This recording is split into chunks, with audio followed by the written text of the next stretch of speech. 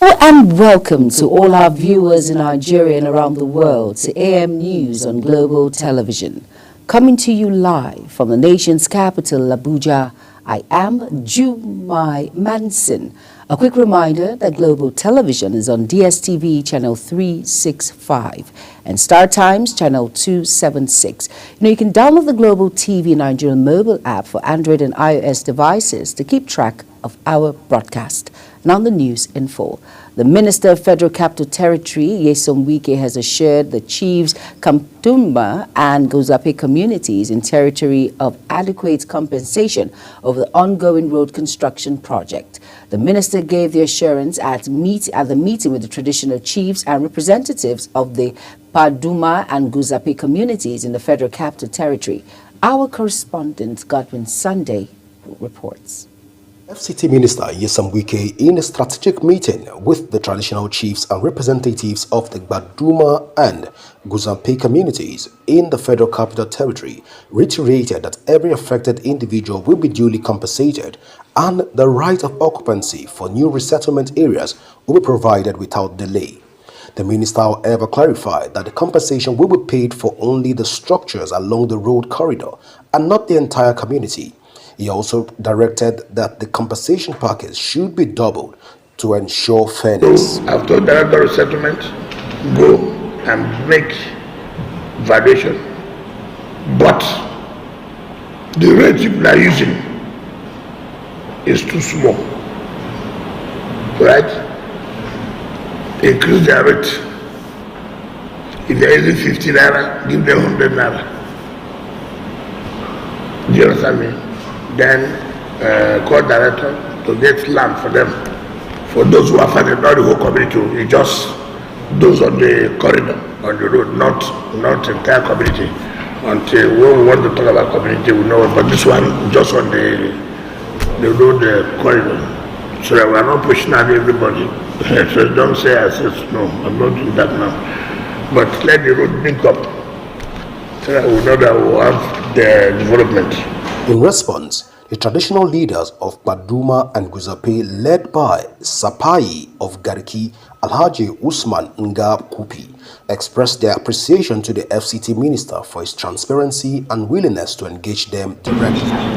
Minister of FCT, we want to thank God and want to appreciate you at this moment. Why I say all this is because we have never had a minister that Lord is speaking close to you. You are the only one. Any other one is counterfeit. We are happy we have been praying for you. And I want to say to you clearly that we are in support of what they are doing 100%. It's our community and everybody wants to The meeting ended on a positive note, with both parties committing to an ongoing dialogue and collaborating to ensure a smooth and respectful transition for all affected families. Godwin Sunday, reporting for Global Television News. Meanwhile, Minister of State of Works, Mohammed Garouyo, says federal government must spend about 880 billion naira annually for the maintenance of the federal road network nationwide. This came as the Managing Director of the Federal Road Maintenance Agency, Chukwuemeka Abasi, disclosed that the template for deducting the road user charge from the price of petrol and diesel was never implemented by the Defunct Petroleum Product Pricing Regulatory Authority, now the Nigerian Midstream and Downstream Petroleum Regulatory Authority. The two government officials spoke in Abuja at an investigative hearing of the House of Representatives Ad Hoc Committee. The committee is investigating the implementation and remittance of the 5% user charge for road maintenance under the Federal Road Maintenance Agency. Over now to the People's Democratic Party, New Nigerian People's Party, coalition of united political parties and others have strongly criticized the Minister of the Federal Capital Territory, Nyesom Wike, for openly declaring his plan to lead President Bola Tinubu's 2027 re-election campaign. During a media chat in Abuja, Wike described himself as a key asset in helping Tinubu win the 2027 election. The former Rivers State governor also insisted he was not involved in any anti-party activities and challenged the PDP to suspend him if they believe otherwise, while the party's deputy national youth leader, Timothy Osadalo, urged Nigerians to disregard Wike's comment, stating that the party would soon enforce its rules against the minister. Minister of Water Resources and Sanitation, Engineer Prof. Joseph Taramun Usman, has expressed deep concern over the recent flood incident in Mokwa, which claimed lives and displaced residents on May 29, 2025. Speaking at a press briefing in Abuja, the minister emphasized that the flood was not due to releases from the Kanji or Jebba dams, but both of which remained safe. Instead, it resulted from extreme rainfall linked to climate change, worsened by blocked waterways due to unregulated buildings. Priscilla Obasi completes the story. The Federal Ministry of Water Resources and Sanitation has addressed the nation on the flood incident across the country, clarifying the cause of the recent flood in Mokwa, Niger State, while restating early flood warnings issued in April. The minister commended the immediate response efforts of the Niger State government, local authorities, and first responders who have been working tirelessly to provide relief and support to the victims. He stated that technical personnel from the ministry, Nigeria Hydrological Services Agency, Upper Niger River Basin Development Authority, and National Water Resources Institute are currently on ground in Mokwa assessing the situation to produce a detailed report. This opportunity to re-echo the key warnings and recommendations from the 2025 annual flood outlook. We have urged and we are still urging states and local governments to act on these early warnings by 1.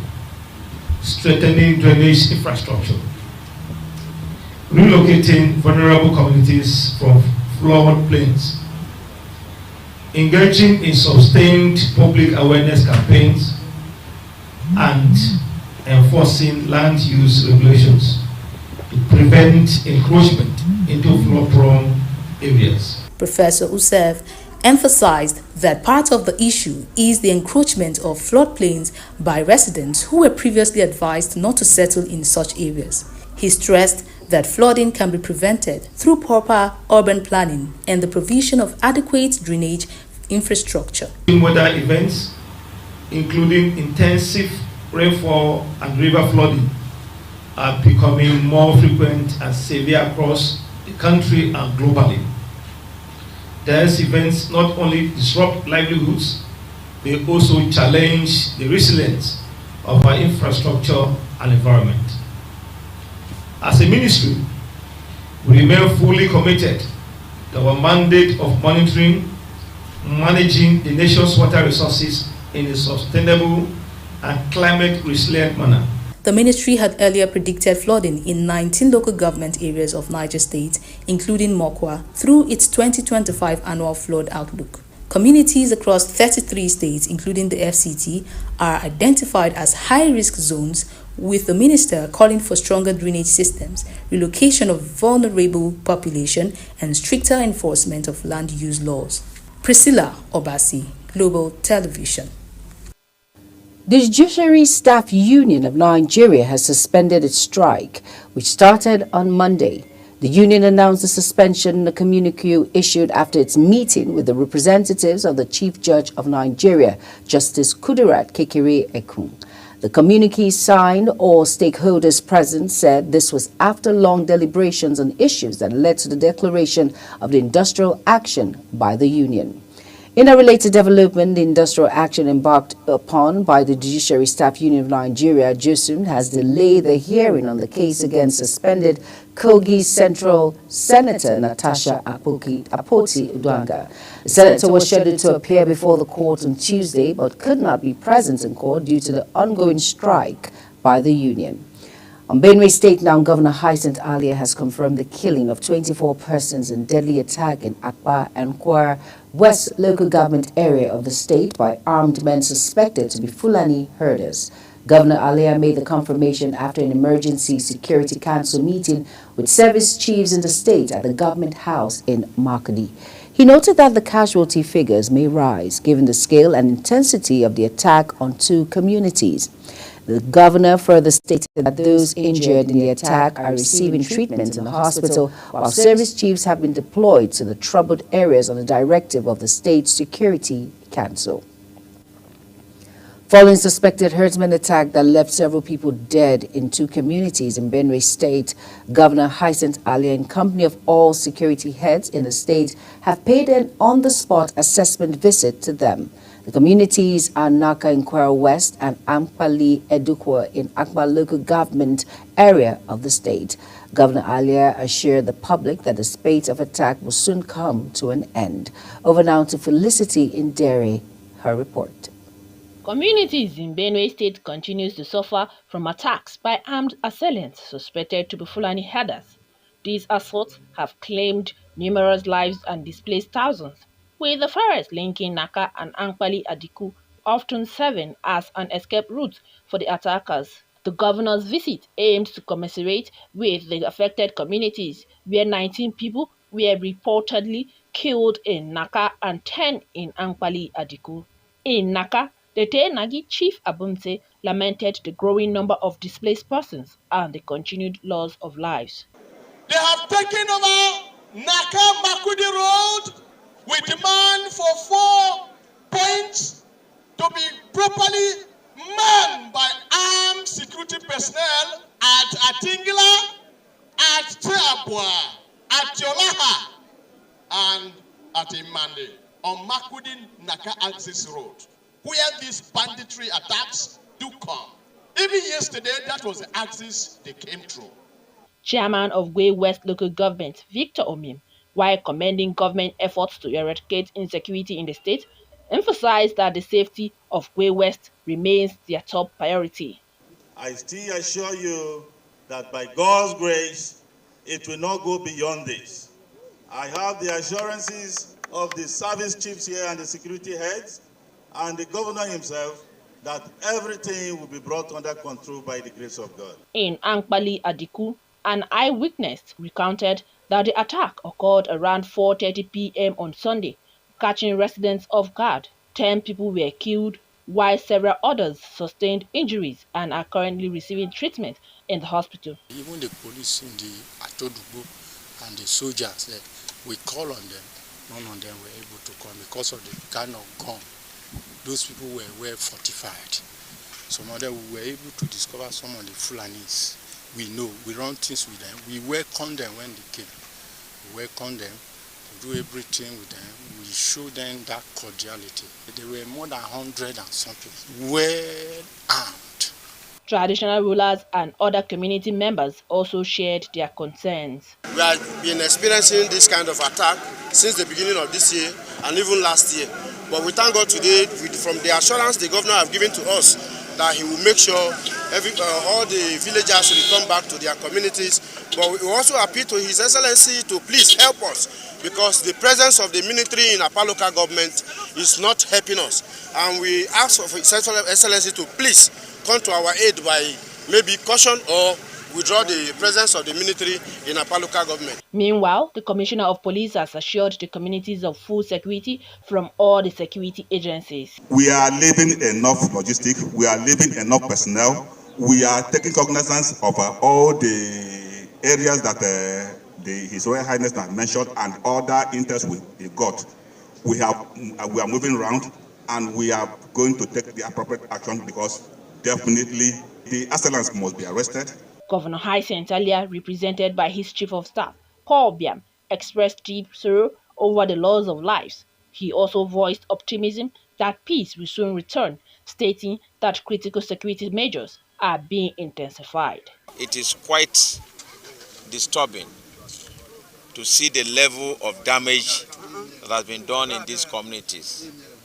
The people have been sacked from their villages. We have also met a couple of them and appeal to them to be very calm and understanding.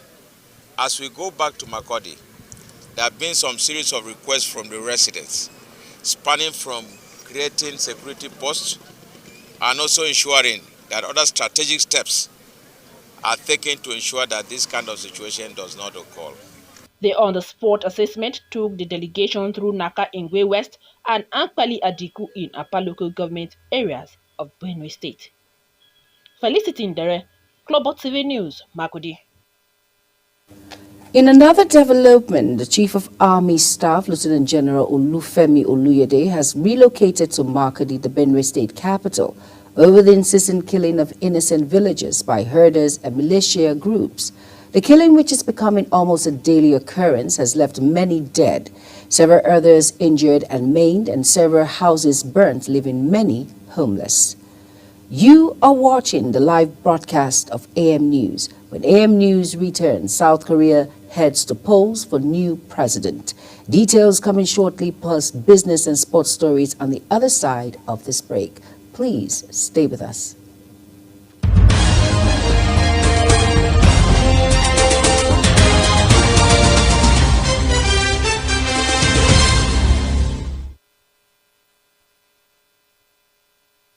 You're welcome back, and if you're just tuning in, this is AM News on Global Television.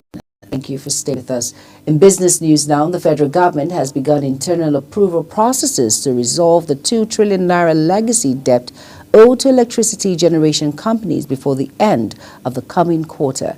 As part of efforts to stabilize Nigeria's power sector, representatives of the Special Advisor to the President on Energy, Ereye Onugorua, disclosed this at the second Nigerian Electricity Supply Industry Stakeholders Meeting of 2025, hosted by the Nigerian Electricity Regulatory Commission.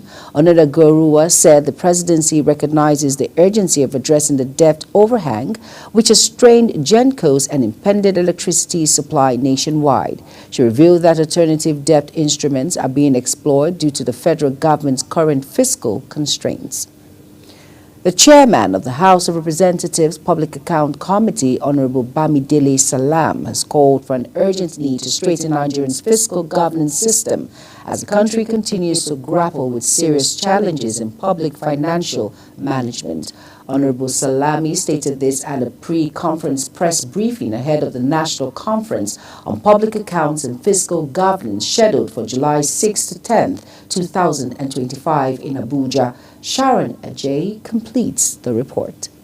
House of Representatives Public Accounts Committee, Honorable Bamidele Salam, says the upcoming conference will form a central pillar of the 10th Assembly's legislative agenda, which is designed to reposition the country's public financial management structures for greater integrity, efficiency, and transparency. He noted that there is need for the country to address these as financial mismanagement persists across all tiers of government. He, however, called for a coordinated intervention by the executive, legislature, and judiciary to address this issue effectively. As a country, we still have a long way to go in terms of deepening our, fiscal governance systems and structures, and that is why almost all tiers of government, executive, legislative, and the judiciary have, at various points in time, had to have interventions on issues coming out of mismanagement of public resources.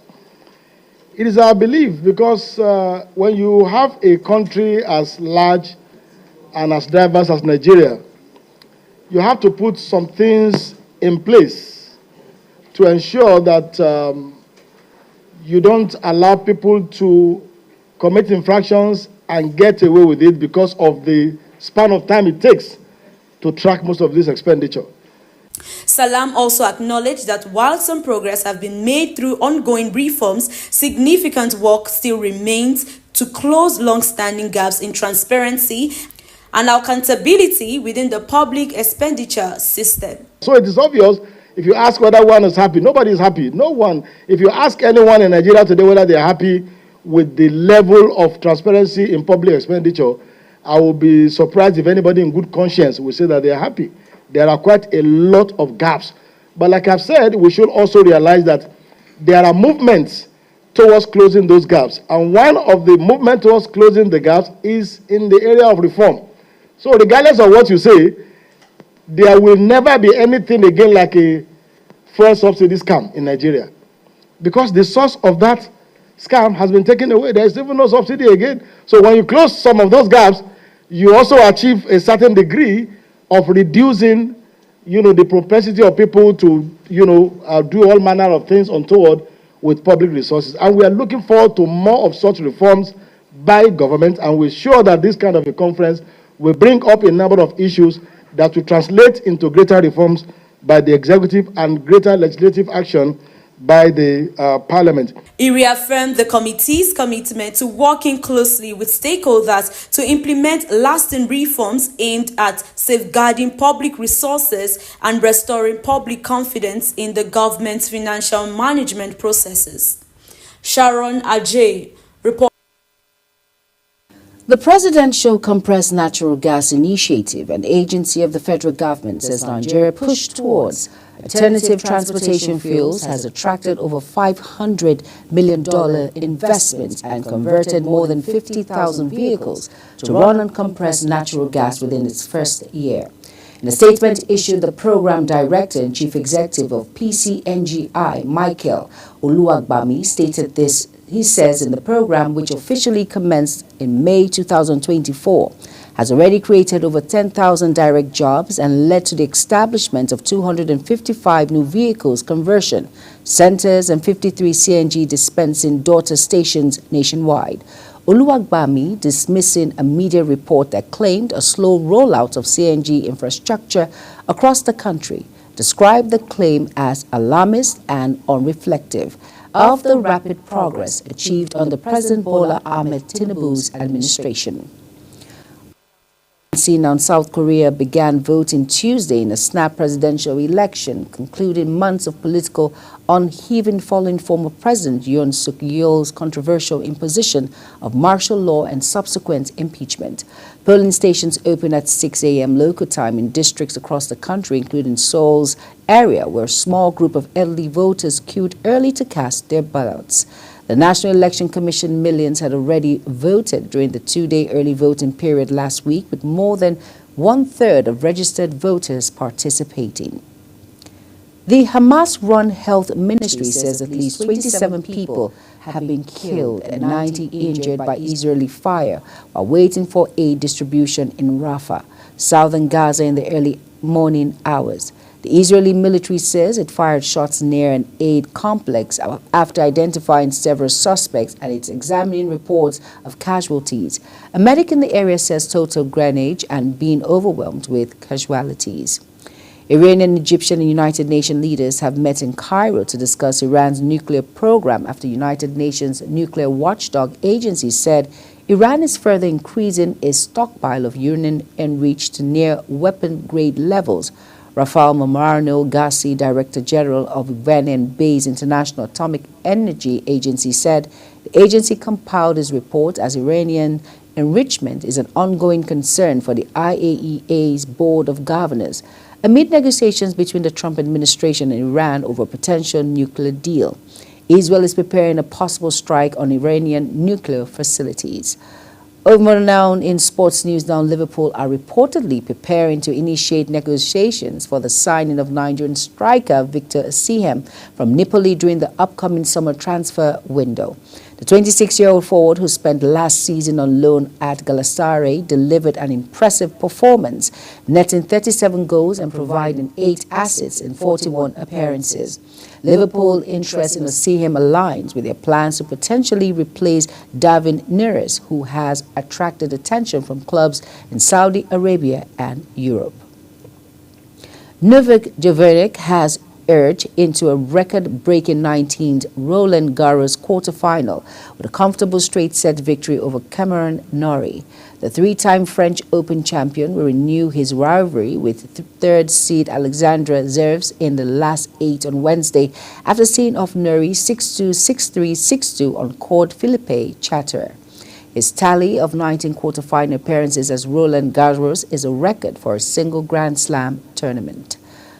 The captain of Manchester United, Bruno Fernandes, has rejected the Saudi club Al Hilal offer while opting to stay in his club. This was disclosed by Italian sports journalist Fabrizio Romeo on X. Romano noted that Fernandes rejected the club's significant contract proposal. Here we end AM News, but before we go, here is a recap of our top stories of Global TV AM News. We brought to you that the Minister of Federal Capital Territory, Nyesom Wike, has assured chiefs of Panduma and Guzape communities in territory of adequate compensation over the ongoing road construction project. And in business, the Presidential Compressed Natural Gas Initiative, an agency of the federal government, says Nigeria's push towards alternative transportation fuels has attracted over $500 million investment and converted more than 50,000 vehicles to run on compressed natural gas within its first year. And on the foreign scene now, Iranian, Egyptian, and United Nations leaders have met in Cairo to discuss Iran's nuclear program after the United Nations Nuclear Watchdog Agency says Iran is further increasing in reach and near weapons-grade level. And finally, in sports, we brought to you that Liverpool are reportedly preparing to initiate negotiations for the signing of Nigerian striker Victor Osimhen from Napoli during the upcoming summer transfer window. And that's it on Global TV AM News. A quick reminder that Global TV is on DSTV channel 365 and Star Times channel 276. Kindly follow us across all social media platforms now showing on your screen by using @GlobalTVNG. You can download the Global TV Nigeria mobile app for Android and iOS devices to keep track of our broadcast.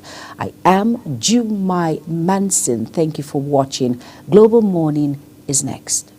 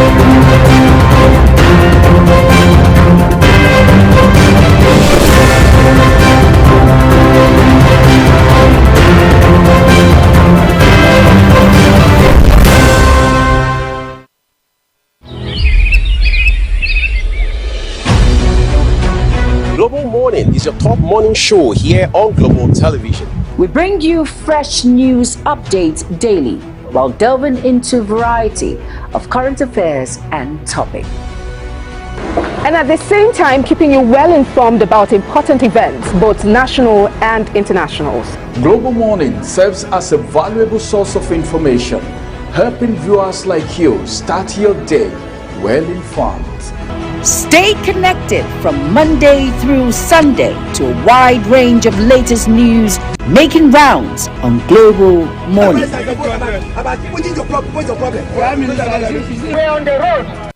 Welcome to Global Morning. Death toll from flooding. Most time our politicians just bring in policies too, for sure. If you don't say we have several more stories. The legislature was carefully crafted to 22.2% inflation rates as of April this year. What does that say about where we are as a country? I think Nigeria has resorted to being resilient. When you call the police station, before they even leave, they take permission from I don't think there's really anything on ground to improve the struggle with the ASU strike. Minister of Education volunteered and said, give me 2 weeks. It was a lie. The president never gave me any deadline.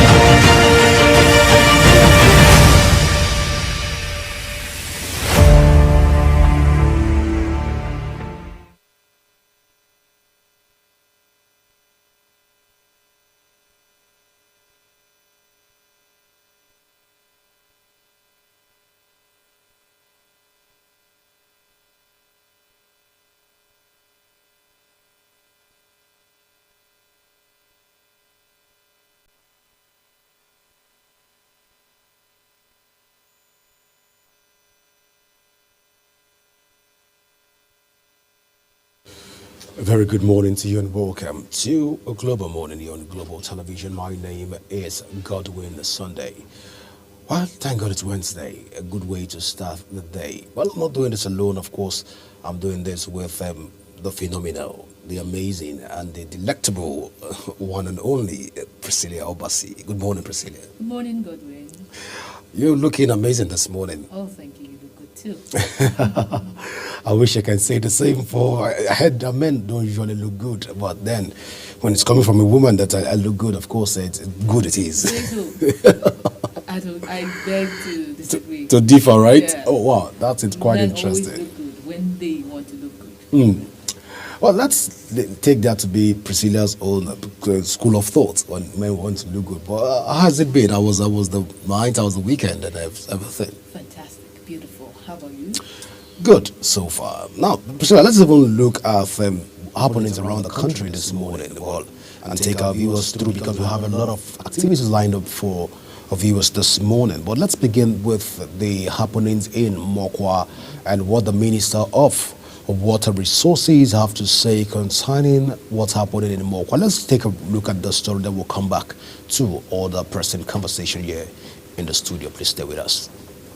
The Federal Ministry of Water Resources and Sanitation has addressed the nation on the flood incident across the country, clarifying the cause of the recent flood in Mokwa, Niger State, while restating early flood warnings issued in April. The minister commended the immediate response effort of the Niger State government, local authorities, and first responders who have been working tirelessly to provide relief and support to the victims. He stated that technical personnel from the ministry, Nigeria Hydrological Services Agency, Upper Niger River Basin Development Authority, and National Water Resources Institute are currently on ground in Mokwa assessing the situation to produce a detailed report. This opportunity to re-echo the key warnings and recommendations from the 2025 annual flood outlook. We have urged and we are still urging states and local governments to act on these early warnings by 1. Strengthening drainage infrastructure, relocating vulnerable communities from flood plains, engaging in sustained public awareness campaigns, and enforcing land use regulations to prevent encroachment into flood-prone areas. Professor Usev emphasized that part of the issue is the encroachment of floodplains by residents who were previously advised not to settle in such areas. He stressed that flooding can be prevented through proper urban planning and the provision of adequate drainage infrastructure. Weather events, including intensive rainfall and river flooding, are becoming more frequent and severe across the country and globally. These events not only disrupt livelihoods, they also challenge the resilience of our infrastructure and environment. As a ministry, we remain fully committed to our mandate of monitoring, managing the nation's water resources. Well, it's a sad one there, even in Mokwa local government area of Niger State. Our heart goes out to families that have lost their lives and also their properties in Niger State. But when you look at the Niger State incident so far, when we said this is not the first time it is happening, but this is the worst in 60 years. And of course, the Minister of Water Resources have come out to clarify the air that it's not caused by the damp and some of these dams that have been released. Of course, Niger State have about 3 dams so far. And it's not caused by any of these, but whichever thing, the factor that must have led to this loss of life. BBC report carries that about 200 people have lost their life and more than 500 people are still missing. Even coming from BBC, that's the British Broadcasting Commission, but it's quite sad, whichever side of the divide that we look at it, Priscilla. It is a sad one, and I just hope, I pray, that the government is doing something to prevent it from happening again, because this keeps happening. It happened last year, and I just keep wondering, why was there no measures put in place to prevent a reoccurrence? That is still happening now. They come out to say it is not caused by this, it's not caused by that. I think the Minister of Water Resources is saying it was, it's a cause of lack of drainages. Why haven't they started putting all of these things in check already? The drainages needs to start being constructed right now before another season of rainfall, whatever the cause. Since they have been able to detect the cause of, this flood, then the best thing to do is to start the action to prevent it from happening again. So it's not just about coming to sympathize and empathize. It's a sad one. Families have been lost, properties have been lost, and sometimes you just want to, feel like it's a cost to be, to be born into this part of the world. But at the end of the day, we hope and pray that our government, keeps or will, look at the lives of those people as valuable, because every human being is valuable. Priscilla, when you look at the bodies of people, the corpses that were flowing on top of the water, if you're not that strong, you just start shedding tears. You watch human beings flowing on top of, and some of the dead bodies are flowing. Towns, dead bodies are under the mud. Dead bodies are. It's sad. Some bodies haven't been recovered.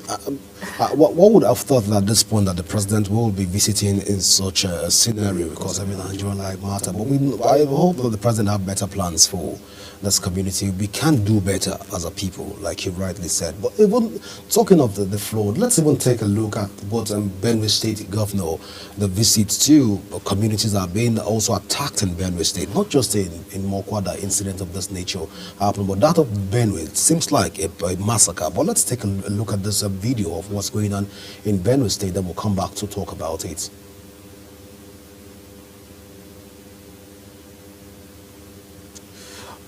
Communities in Benue State continues to suffer from attacks by armed assailants suspected to be Fulani herders.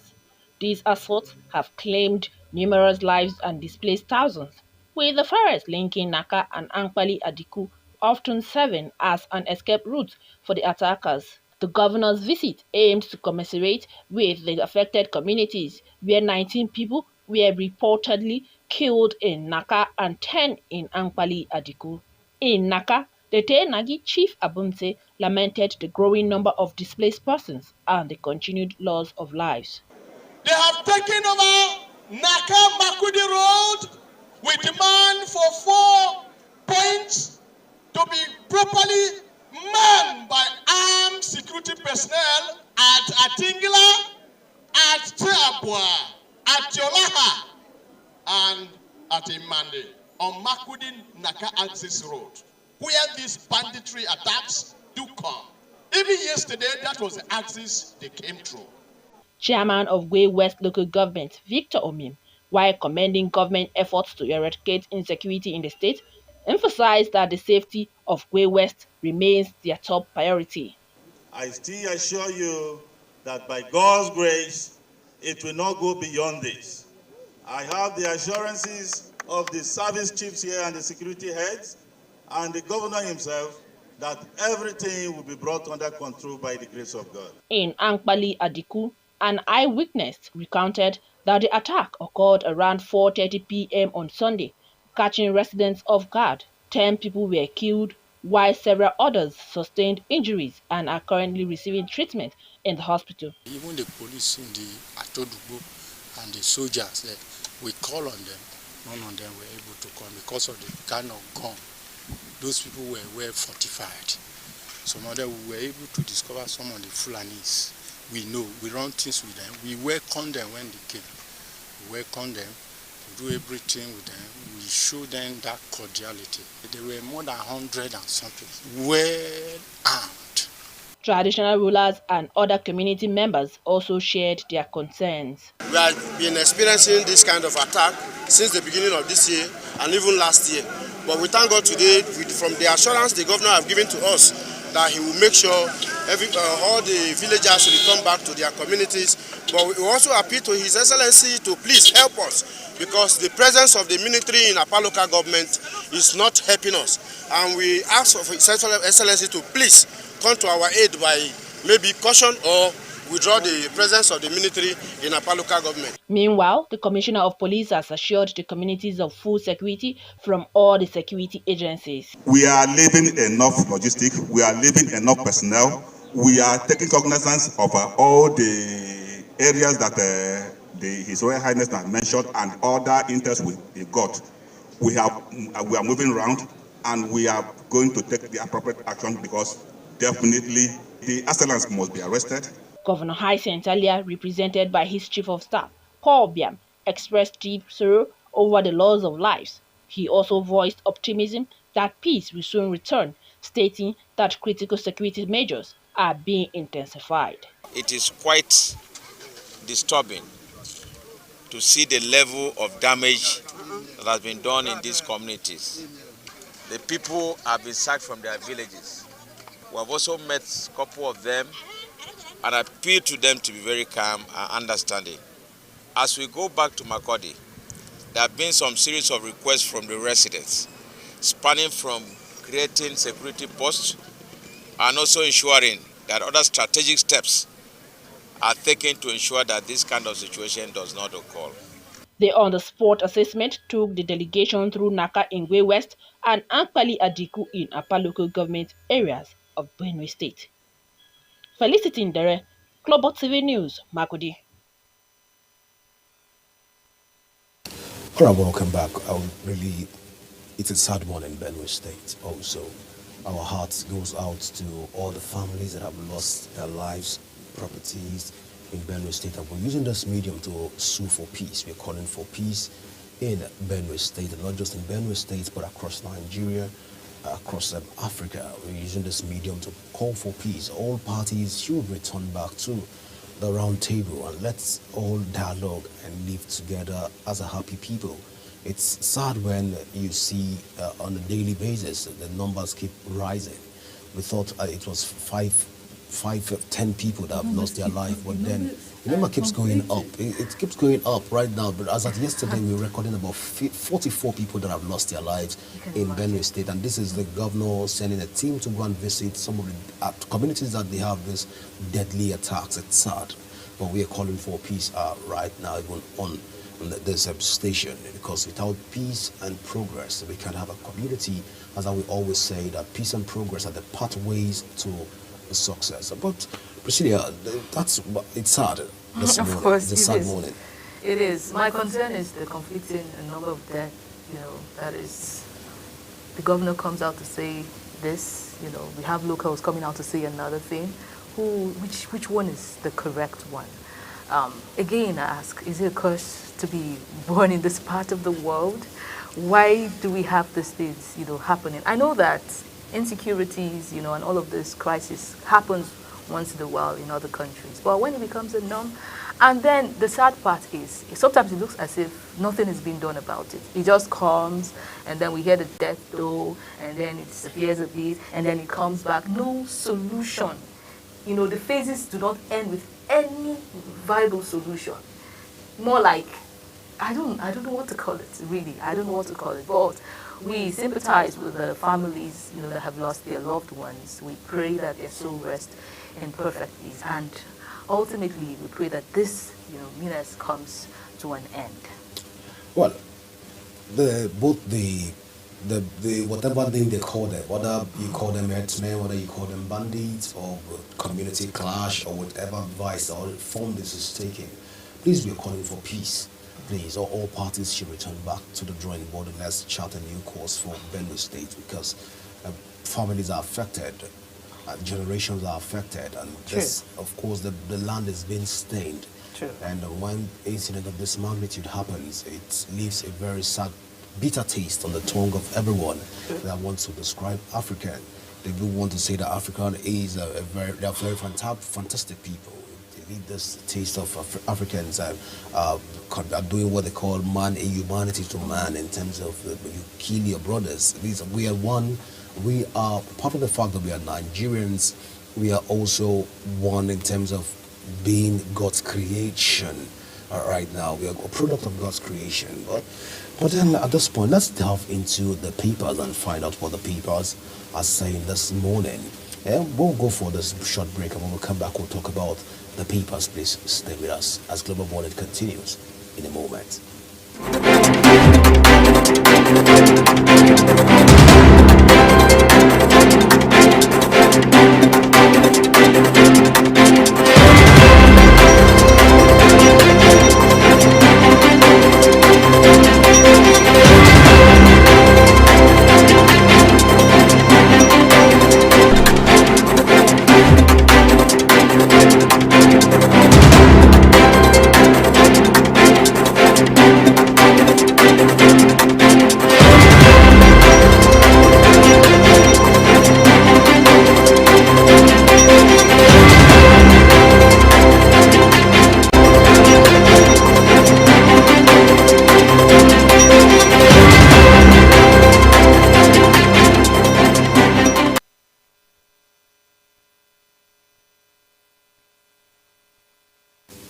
All right, welcome back. So we'll begin with the Nation newspaper. Now, above the nameplate, we have bring up alternative policies. Presidency tells critics. It comes to the rider, federal government cautious on state police takeoff. You can find all of that read on page 4 of the Nation newspaper. Now, beside that story there, we have a very big story here that says supporters hopeful as Fubara meets Tinubu. President hosts Governor Adeleke, brother Davido. You can find all of that read on page 2 of the Nation's newspaper. Now, below the nameplate, we have a story here. We have a picture here that talks about a company that's into security, and they are trying to also congratulate His Excellency Borevori, and this is coming from alias Tompolo, and that's just the size of what we have on the Nation's newspaper. Of course, Priscilla will be taking us through to the next paper. All right, we have the Punch newspaper. The first story here, Tinubu and Matawal should be commended for reinvigorating the Navy. That is coming from Deyemi Saka, and you can find that on the Punch newspaper, page 20. And the big story here, flood alert. NEMA deploys teams in 15 high-risk states as agency warns of fresh heavy flooding. FG insists on evacuation. Niger recovers more horses. That you would find on page 2 of the Punch newspaper. And then we have an advert here. African Medical Center for Excellence, Abuja, putting patients first.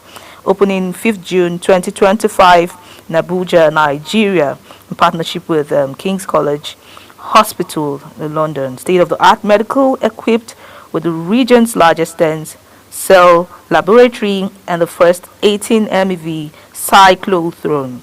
And that you would find on the Punch newspaper. For more details, grab your copy of the Punch newspaper this morning. And then we'll go to the next newspaper, that is the Daily Times, and Godwin takes us through that.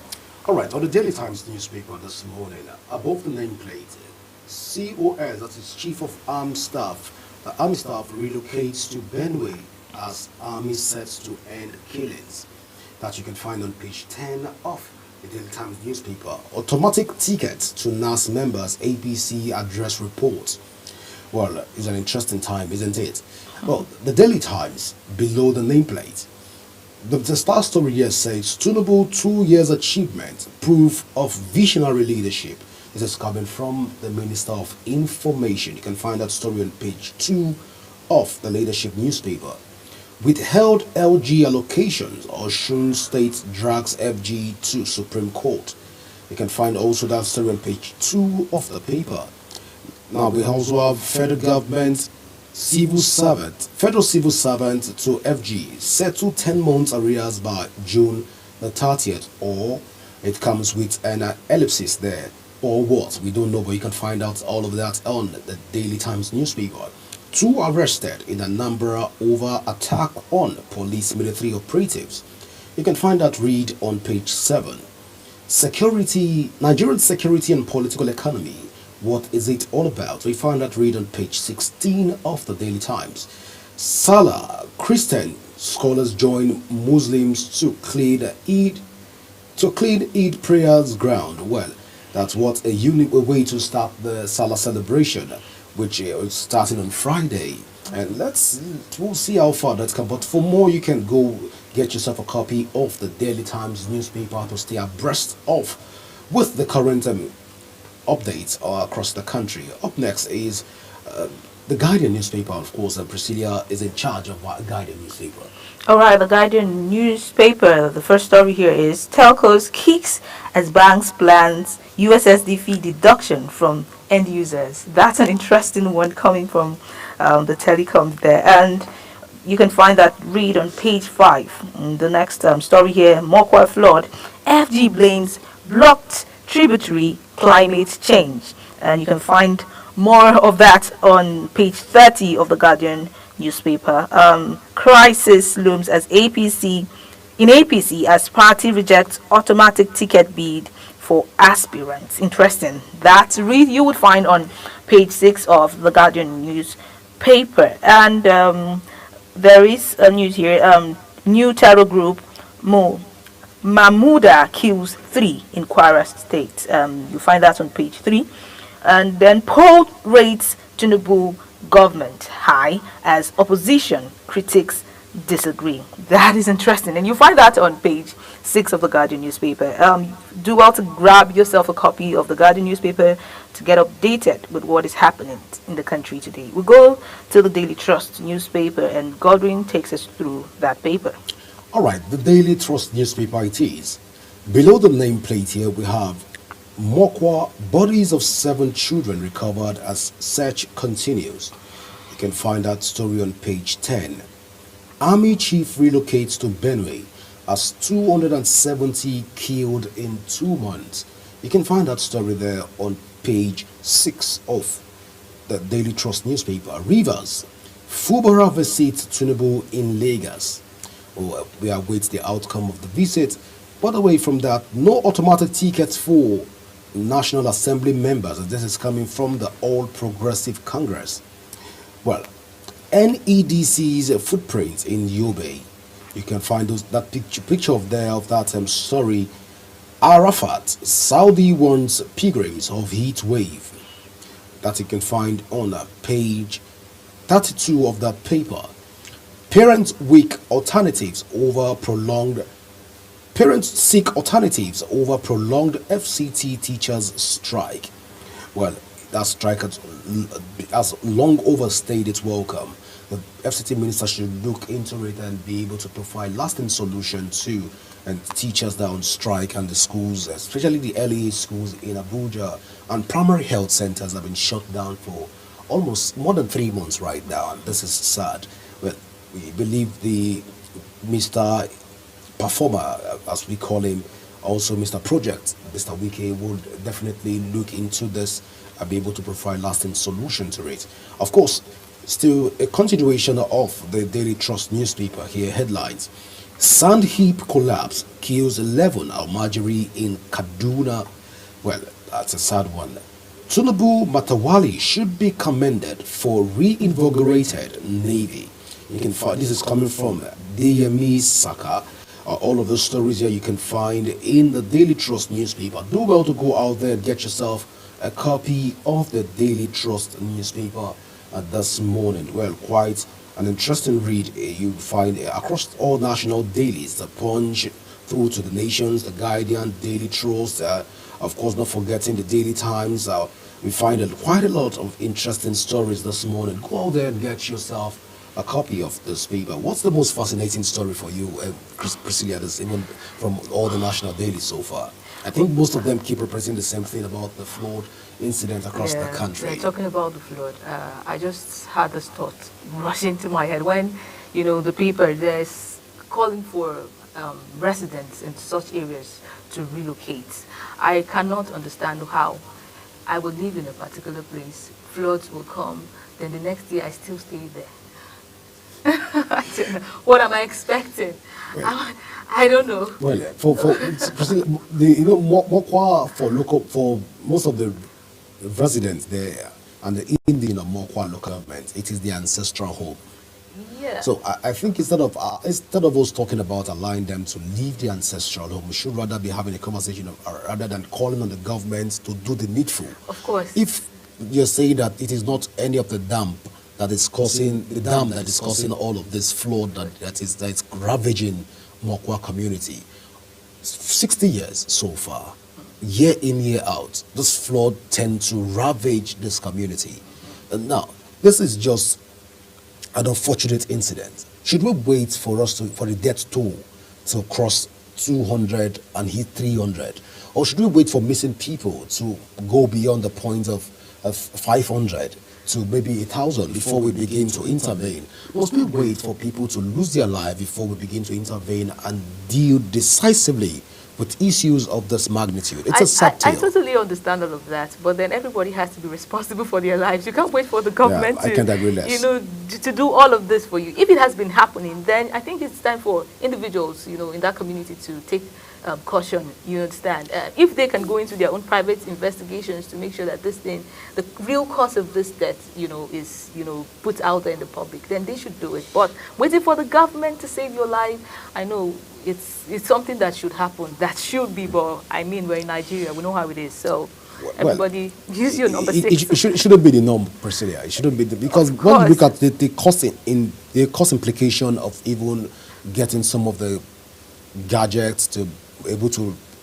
divert the flow, to build some of these structures, drainages, the culverts, and all of this. It's not something to just you pick along the road. I think it's time for citizens to start holding their governors, local government chairmen, accountable. We tend to always blame the president. Every little thing that happens, we want to push it on the president. But we have local government chairmen, we have councillors, we have all of those people. So we need to start reporting to the right, or getting, whatever it is, we demanding from them, from these people, take it down to the grassroots before we point fingers at the president. Tell your local government chairman, speak to him before, the rainy season starts again. And if we have to start doing it, we have to start doing it already. We cannot wait for another death toll. We cannot wait for another flood next season. This is the right time to tackle the situation. Yeah, I can't agree less. It is the right time to tackle the situation in order to find a lasting solution to a menace called flood, even around the northern part of Nigeria. We can't, at this day and time, we can't be talking about building roads without even putting into consideration drainages. We can't be thinking of not channeling the floods and the waters to a particular channel in order to evacuate adequately, because the properties that have been lost in Bayelsa last year and the year before that, people in Bayelsa are still trying to recover from it. And right now we're looking at that of Mokwa in Niger State. It's a sad one. But we understand that some of the flood outlook that has been given by Nigeria Meteorological Agency about the flood coming, that most of the communities, residents around that community, they disregard, they flouted the rules and regulation, the laws, or the prediction, the outlook, flood outlook given by the Meteorological Agency. But notwithstanding, when there's a flood outlook and there is a flood prediction, we should be able to ensure that we move people. Yeah. We know the channel of the flood. We know let's just outlook. Let's move them. I understand that. Take them to maybe to the mountains, to the rock. We have to move them. We need to be proactive. For them. There is no excuse for not being proactive. The government just needs to be proactive. Be it the local government, be it the state government, be it the federal government, all tiers of government needs to be proactive at this day and time in order for us to mitigate all of these challenges. But our heart goes out to all the members, all the community members of Mokwa local government, and we sympathize with you over the loss of your loved ones and properties across the state. It's a sad one. We would also commend, the proactive measures of, having to evacuate these people and provide them with food, shelter, even in this season. But we can do more, right? Most definitely.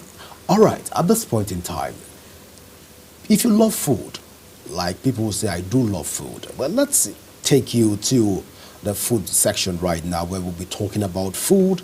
We'll be talking about how the food tests on your test board, and now perhaps how to learn how to make new delicacy. It's a fresh morning. It's a good time to learn how to make food. I'm already excited. I don't know about Priscilla. I know you like Okpa so much. But you can say whatever you want to say. I'm a foodist. I'm a proud foodist at this point. But then let's take you through to taste and culture. Let's join Sharon Ajay as she takes us through that route of let's take it from the Chit Chat Bites. Let's join Sharon. Over to you, Sharon.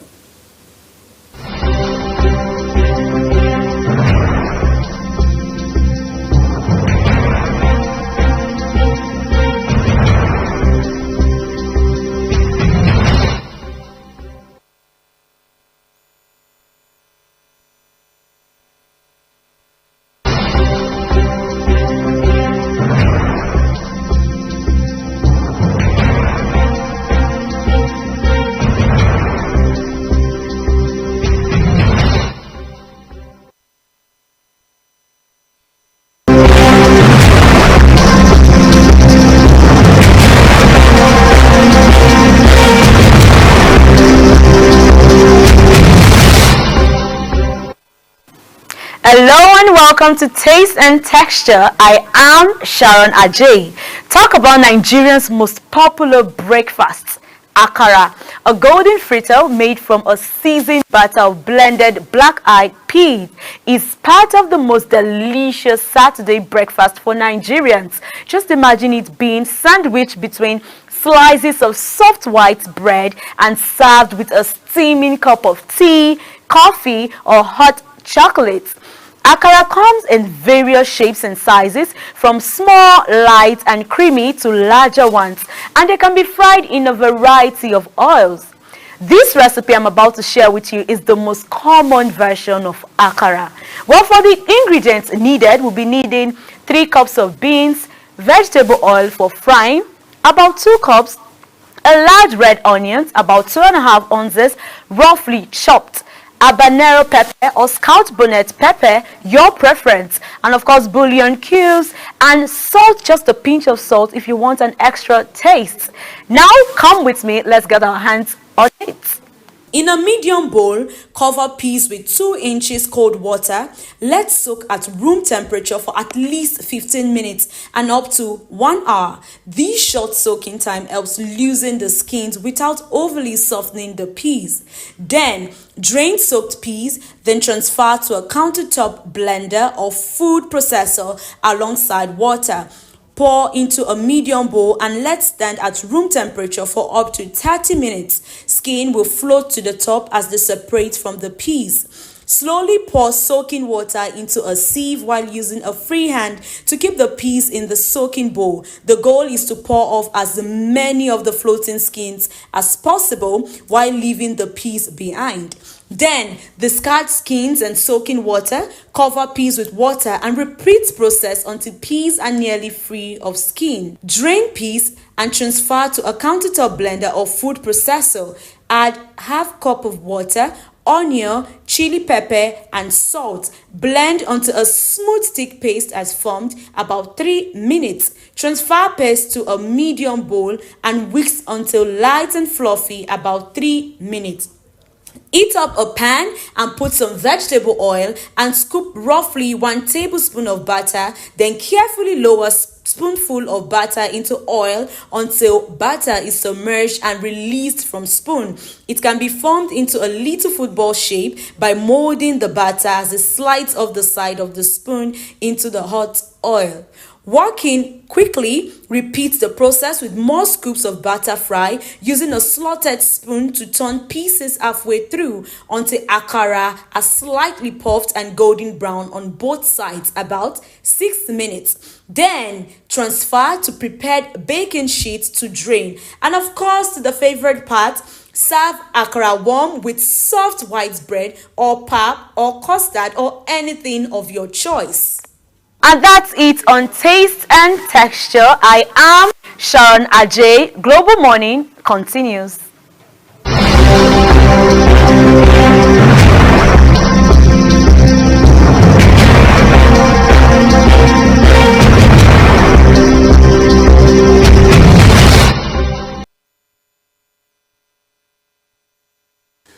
Well, interesting it is. Interesting one. The akara. Godwin is already celebrating. Well, you must salivate when you see something like this. I thought you were a fan of Opa. In the morning, unapologetically, that's breakfast. You do Opa in the morning, but then when you see akara of this magnitude, and the bread, my God, it is very friendly. But then times have changed. Yeah. You remember how we used to make akara those days? You will use your hand and squeeze the bean. You take your time to. Then at some point we now went to using the mortar to, we found out it was faster. We use the mortar to peel the beans. Afterwards you wash it, then you take it, put it on your head like this. You take it to that woman that used to grind.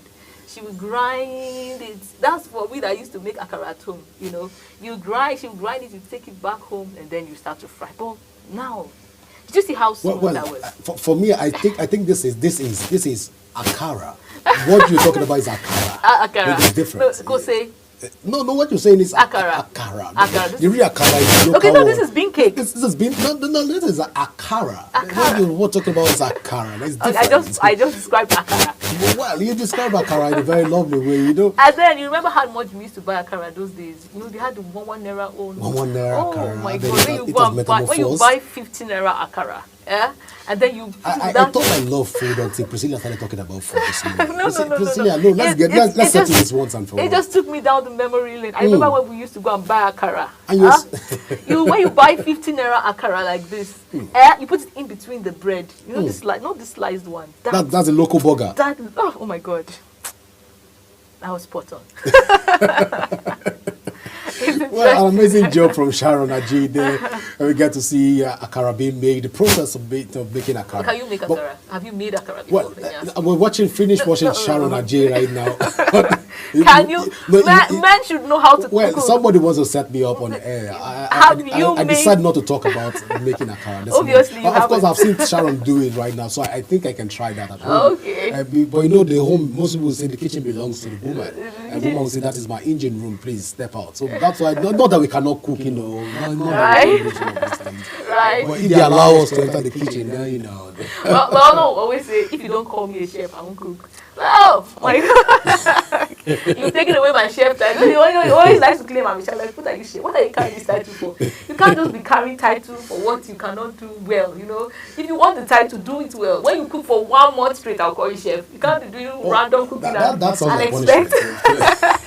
expect a title of a chef. No. It can't happen. But then, at this point, I'm not happy, Sharon, with all of this report that you did, and because we were expecting that after you finish making the akara, we should be able to get the texture and the taste of the akara, even here in the studio, to be able to feel the taste of the akara. No, we've forgotten the taste. No, we can know the taste, but you want to know the taste. I want to know the texture. You know, from happy to get to dance. Okay. Let's even know the texture of the akara.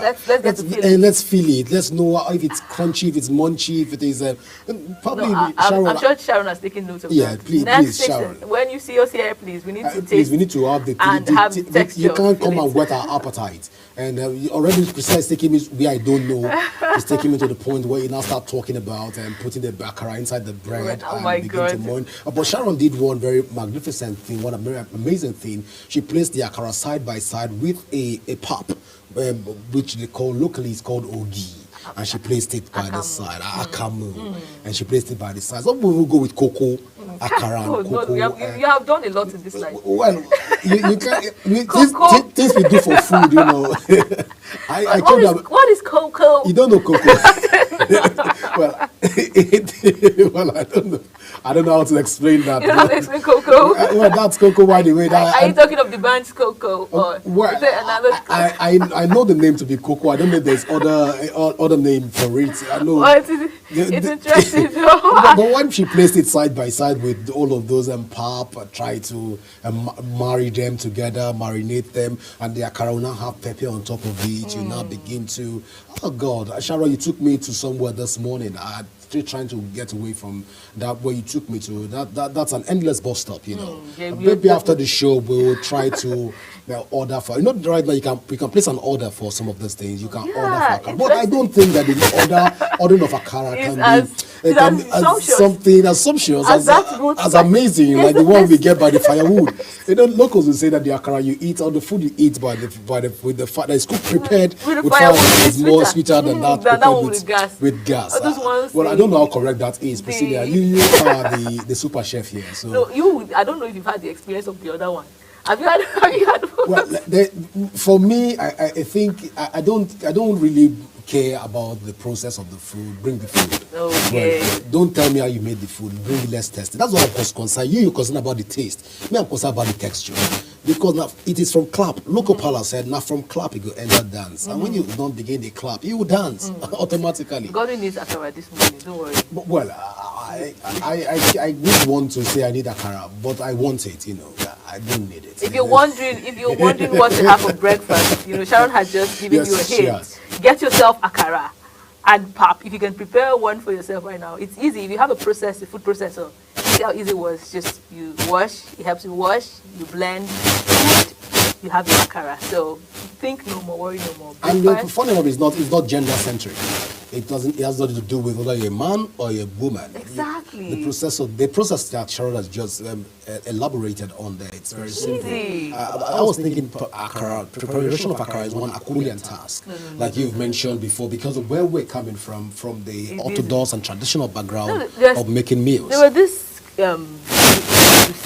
sometimes I just try to research how to cook them, and I see that it was not difficult after all.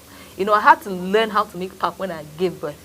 All the while, I saw my mother do it. Most times I was not really interested, but when I gave birth, I knew that I had to learn this because it was more hygienic for me to make mine myself. So cooking is not as difficult. It's just for you to, you know, have the interest. You can do anything, like anything. These guys that do it and come to sell to you, they don't have two heads, you know. Cooking is a life skill. It's not gender sensitive, like you said. Yeah. Everybody should survive. Anywhere you find yourself, it's a survival skill. Exactly. Anywhere you find yourself, know how to light the, you know, gas, know how to put one or two together, concoction, whatever it is. Like you said, now from clap, dance they start. So you can start from somewhere. And you can start from clap, but you don't get to dance. Before you know, you become, you know, the Hidabasi, and they are great men cooking right now. And funny enough, I think men cook. If a man wants to do something, he does it better because he is more logical. He puts his all, you know, to it. So I feel like men cook better when they want to cook, not the backyard cooking. Man, now you're talking to me. No, if you want to talk, say men cook better. When I'm not talking about you. I'm not talking about you. No, you know, when you talk about men cook better, you're talking to me. You are Godwin. Okay. Thank you. I didn't see that coming. Are you men? Well, I you are Godwin, not coming. men, please. Men cook. If they want to learn how to But Priscilla, just before we even go, let's look up before we get to the next segment. Okay. The akara. I was thinking that akara can only be made with only the red beans, kind of.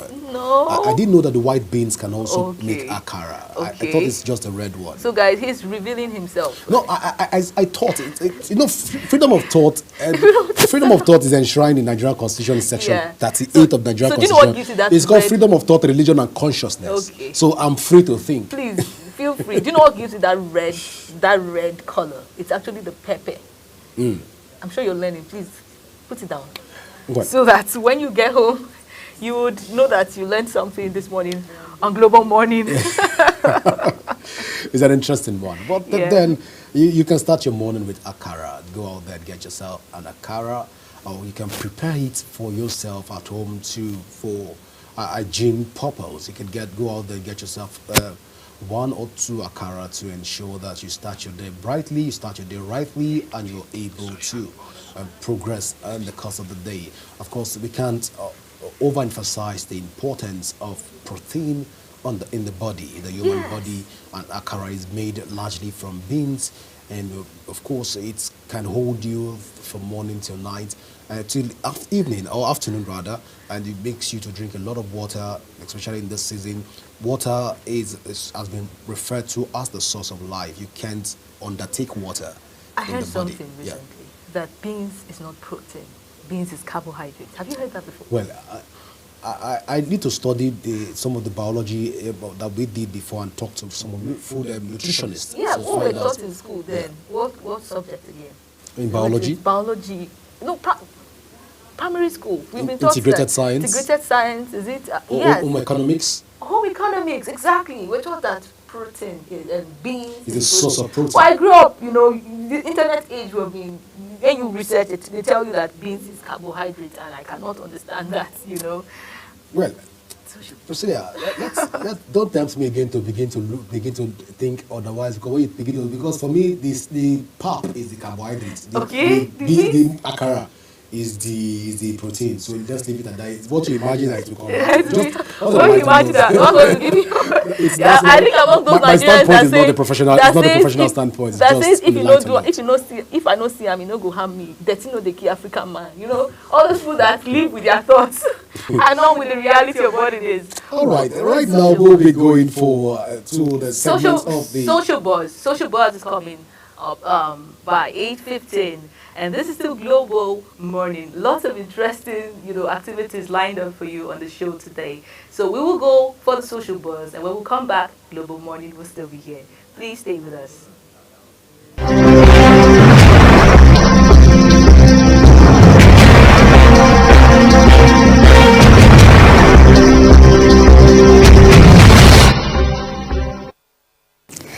the shadows of society, crimes unfold. Darkness breeds deceit, and justice seeks the truth. Good morning and welcome to Social Buzz on Global Morning. I am Ogochukwu Mobner. And today on Social Buzz, an inmate who escaped from the Olen Justice Center on May 16th along with 9 other inmates has appeared online to plead his case and deny allegations related to his arrest and escape. At one point, the escapee says, "Who I was in the past is not who I am today," while denying allegations that he threatened a maintenance worker with a weapon and called the jail system corrupted, and referencing both OJC and St. Tammany Parish jails. Marseille claims the domestic abuse battery charge that kept him in jail was based on a false report from a jealous girlfriend. He also displayed what he claims are affidavits, stating, "This is the affidavit on a date right here." He further accused the state of Louisiana of corruption, arguing he was being unfairly prosecuted and mistreated behind bars. Marseille claims he was facing life in prison for charges he did not deserve and alleged his decision to leave jail was about escaping an unjust situation. Okay, we're going to take a look at a short clip to know how this thing goes. Please, let's see this video. I'm one of the ones that was let out of OJC. What I want to talk about today as far as why I was in Orleans Parish jail. All type of stuff going on and they covering it up. They don't care about nothing in the state of Louisiana. This is something that need to go under a federal investigation. What's going on? How they handling cases? Why Antoine Massey was in jail if the woman, the victim, the grown woman, not a child, the grown woman stated that he never raped her, he never beat her, he was nowhere in her presence. This is the affidavits on the date right here. This is the drop form from the district attorney office. This woman went did this. I didn't do this. Look, it's legally dated. So I'm asking please for help. Young boy, Meek Mills, people, LB. Alright, we've seen that video, boy. Is he really guilty? We do not know. We're going to be taking some comments here on social media. And the first comment is coming from Okiro Cliff. Okiro Cliff says, "I have never heard of a guilty man on the run trying to prove his innocence. I hope he gets heard and not judged based on his appearance." Okay. Well, the next one is coming from Mem Jem. Mem Jem said, okay, I think Mem Jem is actually replying Okiro Cliff on this one. And she says, Google his name and see what this guy has been up to. 10 years and out of prison, 5 escape charges already. Rape, armed robbery, kidnapping, theft, possession of firearm, aggravated flight from an officer, and more. Be careful rushing to defend strangers you know nothing about. He is a criminal who needs to be locked up away from the rest of us. His criminal history is public. Look him up. Okay. The next comment here is from Fik Unademi. Fik Unademi says, "Antoine Marseille's case shows a mix of legal failure and personal desperation. His social media plea suggests he wants to be heard, not just haunted. If he truly believes he was let out, not escaped, he should surrender and present his side in court. That's the only path to any credibility. Public sympathy won't help if he stays on the run. The system must investigate any misconduct, but he also has to face the law. He has to face the law." The last but not least comment is coming from OKM Herbals, and he says, "Maybe he will turn himself in now and try to rank on public sympathy. Surely there will be an investigation, but he will serve another time for escaping." That is another punishment for escaping, and definitely the law has to take its course, whether he is guilty or not guilty. So that's it today on Social Buzz. I am Ogochukwu Mobner. To stay with us as Global Morning continues.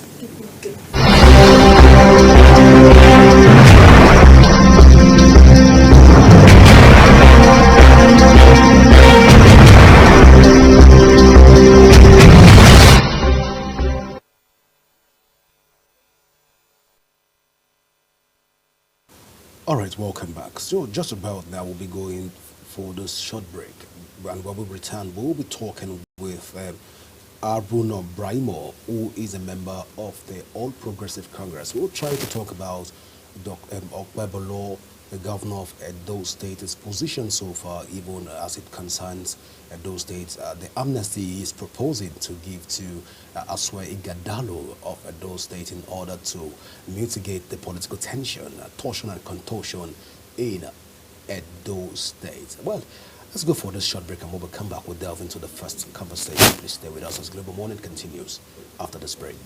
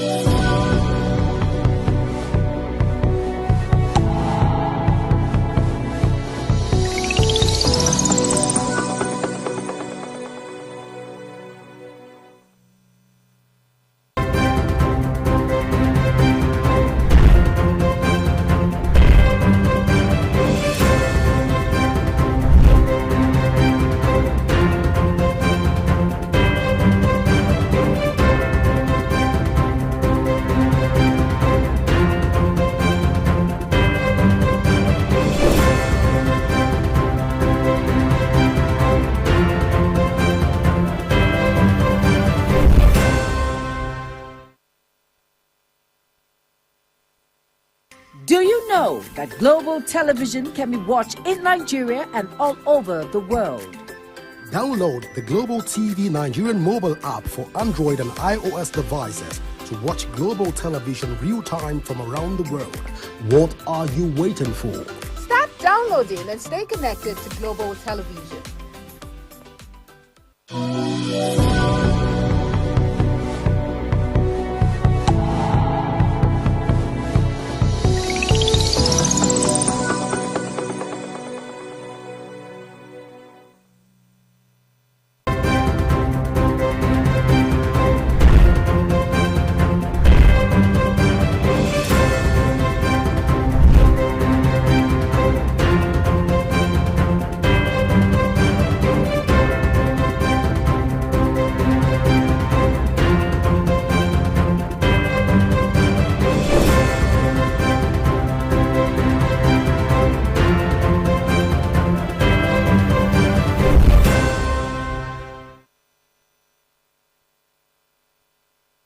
Do you know that global television can be watched in Nigeria and all over the world?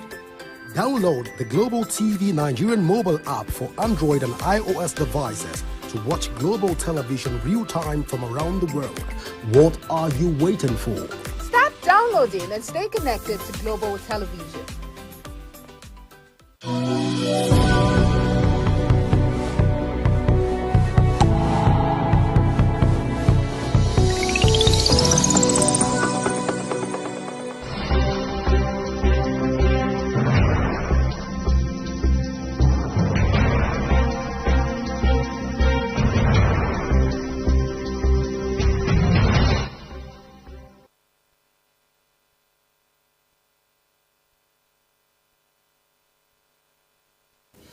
Welcome back. The candidate of the People's Democratic Party, PDP, in the September 21, 2024 gubernatorial election in Edo State, in the person of Asue Ighodalo, has rejected the judgment of the appeal court which upheld the verdict of the state's election petition tribunal. The tribunal had earlier upheld the result declared by the Independent National Electoral Commission, INEC, which declared Senator Monday Okpebolo, candidate of the All Progressive Congress, as the winner of the election. The three-man panel of the appellate court had on Thursday dismissed the appeal filed by Ighodalo and his party, the People's Democratic Party. When reacting to the judgment in a statement on Thursday night, Ighodalo, who expressed disappointment, announced its unwavering resolve to continue to pursue justice. Well, I'm being joined this morning to talk about even the generality of Edo State election by a comrade Aruna Braimo, who is a member of the All Progressive Congress in Edo State.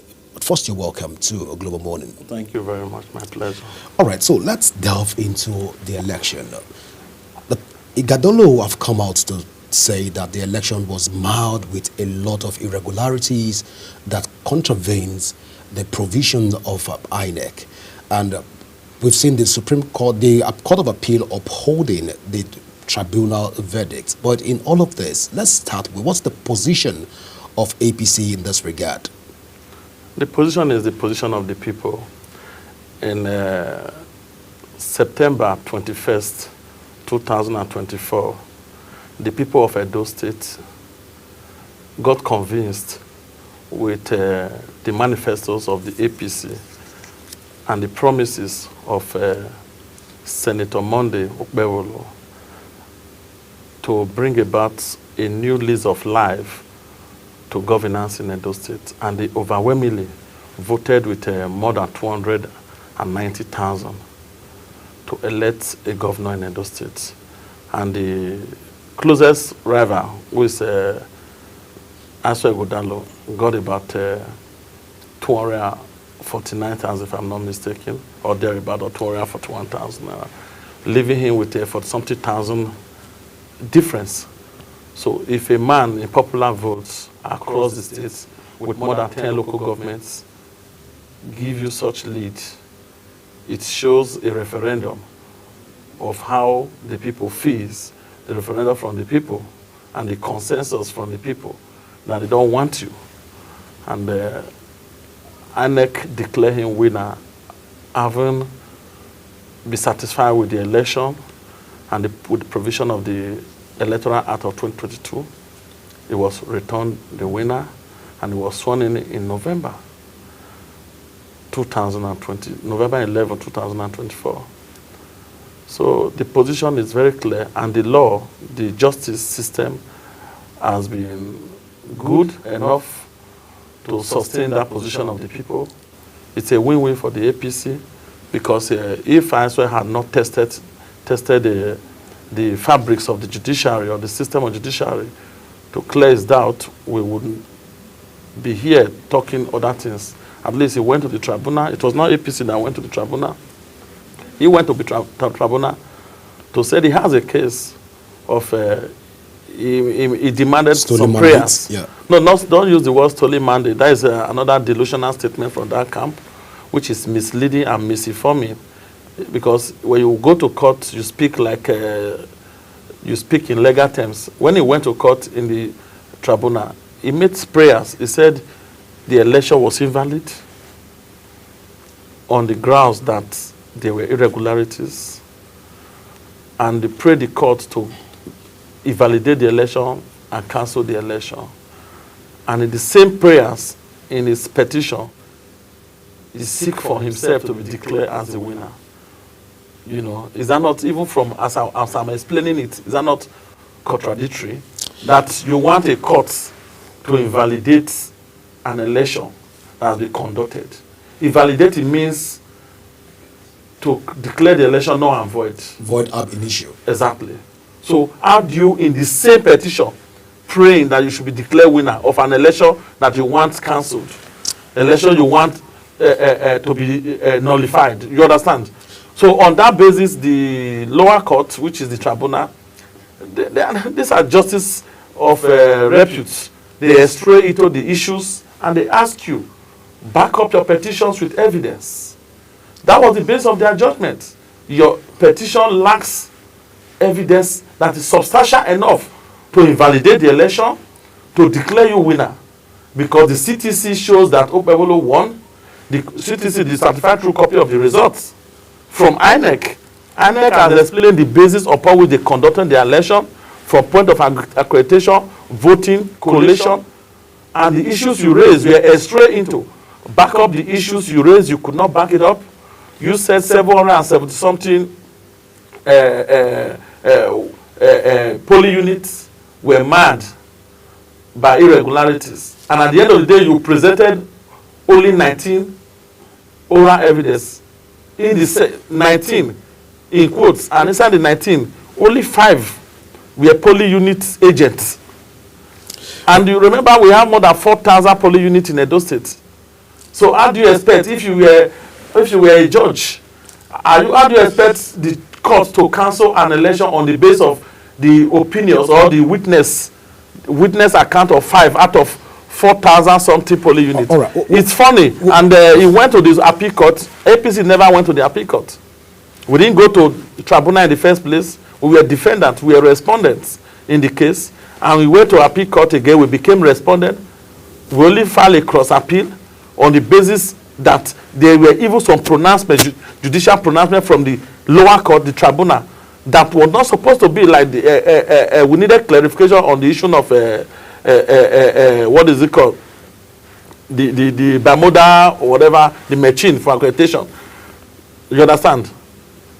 And IRF and those things needed to be clarified well for Nigerians. And the appeal court, in its own wisdom, still affirmed the judgment of the tribunal. I did not only stop there, still helped the tribunal, like one of the justices of this appeal court said, that some of the issues that the lower court did not attend to, they needed to give it a decent burial. All right, we will delve into other part of the conversation right now. I am Comrade Brimo. Let's talk in terms of the political crime that Asue Ighodalo has committed in Edo State. If at all there was a political crime, because we listened to the governor yesterday talking about granting Asue political amnesty in Edo State. So let's hear from you. Was there a crime that he committed politically? Should be granted amnesty. First of all, what is amnesty? What is political amnesty? Yeah, because amnesty is about pardon, you know, on behalf of the states, the people, the majority of the states. We are pardoning him because for chasing what does not exist. In the process, he has made utterances. This is not electionary period. You know, some of them have called a legitimate government different names.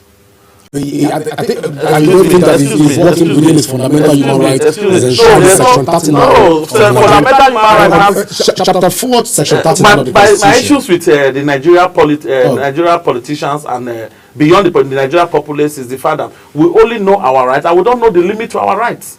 All right. The same section you are quoting, the subsection of that section, still talk about the fundamental limits to your freedom of speech, freedom of expression, freedom of association. Everything has limits. So at the time your utterance become defamatory, your freedom of speech ends there.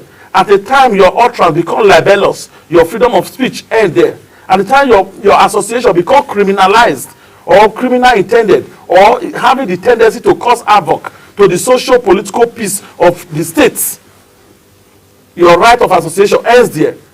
When your political utterances are becoming inimical and becoming threatened to the peaceful coexistence of the people of a state, that is no longer about freedom of speech. At this point, can we say that this speech has gotten to that point? Because as at immediately beyond November 11, 2024, we have the legitimacy of the government of Edo State was well constitutionally embedded in November 11, 2024. Any utterances that seems to undermine the authority of the state government from that day to date is contravening not just the law and a threat to the peace of the state. And we have a government whose the people of the state have handed over authority to.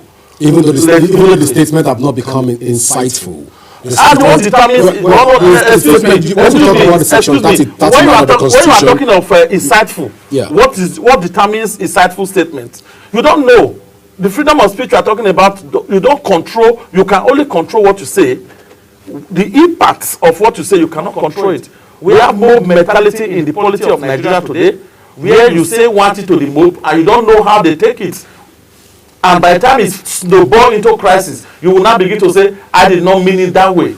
You don't determine what you mean. That is why you should need to be careful of what you say. So so that you will not be called to determine what you mean by what All you right. say. So why I asked that question is the fact that prior to this time, He's being pardoned. He should be grateful that Oshomole has come out to say more detrimental things, even when it has to do with within the political landscape of Edo State.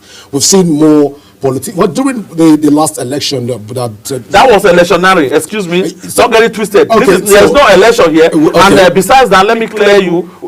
Distinguished Senator Comrade Aliu Oshomole has never, beyond the electionary period, which is a period where there are political crossfire in statements and speeches, have never in any way incite the citizens of Edo State against a legitimate government. The past government of Obaseki at a point, even when he was the popularity, because whenever he comes to Edo State, he will be received at the airport. Such reception became a threat to the state governor, and the state governor then had to declare him a personal not granting in Edo State. He cannot guarantee the peace and security of Oshomole. He should not, and he stopped going through that airport to receive for such a pattern or some kind of reception. And he respected the laws because he is the chief executive officer and the chief security officer of the state. If the chief security officer of the state is telling you that your activities directly or indirectly has made him to declare that he cannot guarantee your security, will you still go ahead and do anything? All right. So, in this scenario, the Obewolo administration have not declared Aisha Ighodalo a threat or a personal guarantee. He's saying that his political utterances to undermine the legitimacy of Edo State, because there's a legitimate government in Edo State right now, is being pardoned, is overlooked, and extending an olive branch for him to come and let's work together. Even for the larger Nigeria. And for the conclusion of that statement is that he's giving the amnesty in order for him to also, the door is open for him to join the All Progressive Congress. Not just, it's not about, he said in the statement, he never mentioned All Progressive. He said to work even in the larger interests of Nigeria vis-a-vis the Tinubu's 2027 election that is coming, that it might be useful. Being useful to an electionary campaign does not make you, I can be a consultant to an election and I'm not a member of the party. All right, it's an interesting one so far. So let's look in terms of the statement all the utterances being made by Aisha Ighodalo. One would say that this statement constitutes an aggrieved man statement, even a man that is dissatisfied with the system, is dissatisfied with some of the things that is happening in Edo State. He felt for once that the Edo State tribunal has been, to a very large extent, being affected by a lot of money has exchanged hands, which has come out to say over and over. But let's look about the tribunal again and look at all of the happenings around the tribunal. Can we say that this whole panel and the appeal court reflects the will of the average Edolites right now? Yeah, first of all, yes. Affirmatively, yes. And secondly, with his accusation on the, it's a threat for him to be making innuendos on the judiciary. Is such thought from Aisha Ighodalo is a fallacy of reification and error of misplaced contriteness.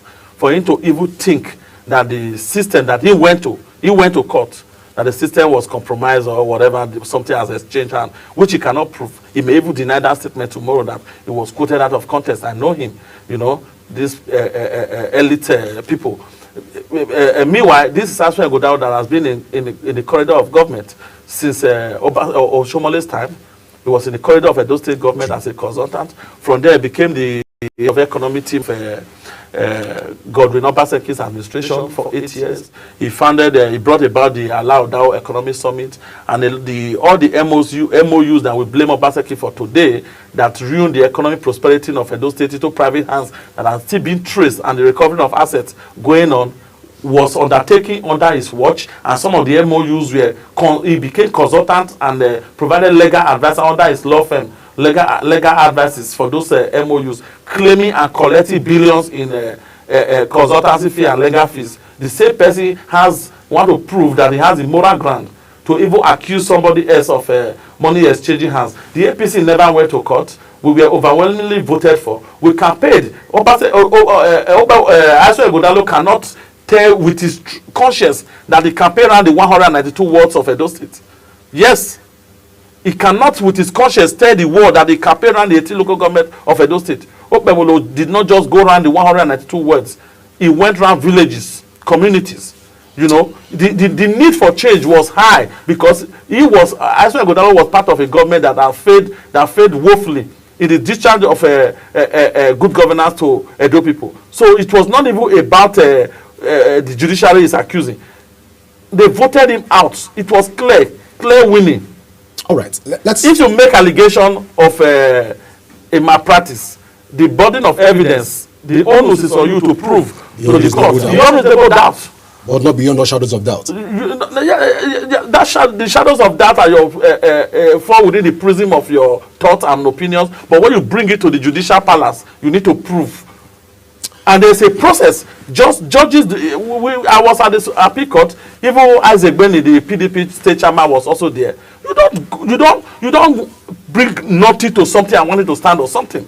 Your basis is baseless. There's no base for you to even agitate or clamor or pray that you should be declared. I just explained to you with their prayers. How do you say the court should nullify an election and in the same vein you want the court to declare you winner? It reminds me of the proverbial judgment of Solomon when the two women were dragging a child and the other one was ready that the child should be shed. All right, let's look at the Governor Okpebholo's position right now, even for an inclusive government. Prior to this election, Governor Okpebholo has faulted the president of his predecessor, how they've been able to run Edo State down. And you have also said that Aiswa Ighodalo was part of that administration because he was providing consultative services to that administration. And economic advisor. And right now, the governor is calling for an inclusive government. Doesn't this spell doom for the All Progressive Congress, knowing fully well that these are part of people that were able to... That is part of the political amnesty. But this doesn't spell doom for the All Progressive Congress right now. It's a political statement. All right. You understand? Because so the government did not mean it the way it is. We are recovering Edo at the same time moving forward. Okay. We are trying to, that message, he understands the message beyond the surface explanation or surface narrative that the media is trying to build around it. Because if we want to dig the soup further, monkey hand will come out from this side. Okay. You know? Yes, it's part of this. Because if we begin to get him investigated very well right now, the same people in some group, the media will begin to say he's being politically witch hunt. You understand? Yeah. That is what is meaning by the amnesty. That is the amnesty is being granted. That you should behave yourself. So if he embrace the amnesty in its totality, I'm asking, if you decide to embrace the amnesty and decide to just lay back, doesn't this spell doom for the All Progressive Congress, knowing fully whether it's going to be working with the governor? It's a two-way thing. All right. The governor is saying amnesty simply means forgiveness. Pardon. A pardon. And pardon goes work hand in hand with restitution. And the restitution process has started. When the governor came to power, the first thing he did was to set up the Asset Verification and Recovery Committee. It's recovery. It's still ongoing. The report that have been submitted by the Asset Verification and Recovery Committee is being implemented across the sphere, sectorally in Edo State. Properties are being recovered. Ownership structure of those investments they did in the name of MOU, cutting across the Gele to the refinery, the Radisson Hotel, and what have you. They are being reviewed because structurally, Edo State money were sank into this project, and Edo State was not in the ownership structure. When you look at their registration, the CAC document, and the ownership structure of these businesses. So that such recovery is part of the restitution. You understand? The forgiveness, the pardonable aspect of it is the fact that you are not being prosecuted. You understand? But it does not mean you will not restitute. They are restituting secretly, because when the government is recovering the structural ownership of those businesses that the title said they brought to Edo State, that is part of restitution, because the ownership now belongs to Edo State. You understand? Instead of you being prosecuted for economic scavenger. Well, I'm more concerned about Fred Itua's statement inviting the person of Ighodalo to join the All Progressive Congress. You said it's political, or it's not. Or it's not what you said. It's an I said it's an only branch being extended. So joining the APC does not mean joining the APC.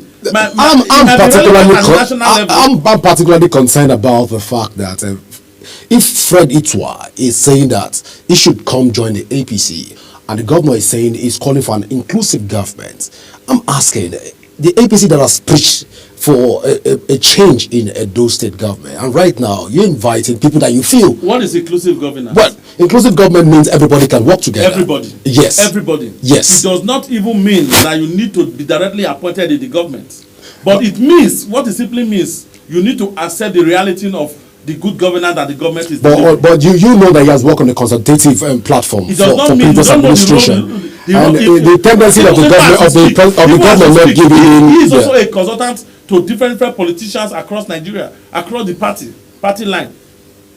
He is a personal friend of these people. They are the investment bankers of this world. They were the brain behind the corporate Nigerians. If you remember way back, these are we know them in the corporate sector, and they are all interwoven with the political class. So at that level, they are elitists. The problem of Nigeria is a class hegemony. It's not about APC or PDP. Well, it may shock you that ISWAM is also working with some APC governors now as consultants. So it's just a political statement. There's no need of hiding. Come out. You have been pardoned, and we have set up the mechanism of restitution, recovery the assets that have been vandalized into private interests, and the process is still ongoing. You saw the Presco palm oil. You saw how the shareholders came to the Edo State government. 36,000 acres of land was handed to a foreign company without structure. What is it for? Who is paying for who? All right. So if the Gospel Obaseki team, if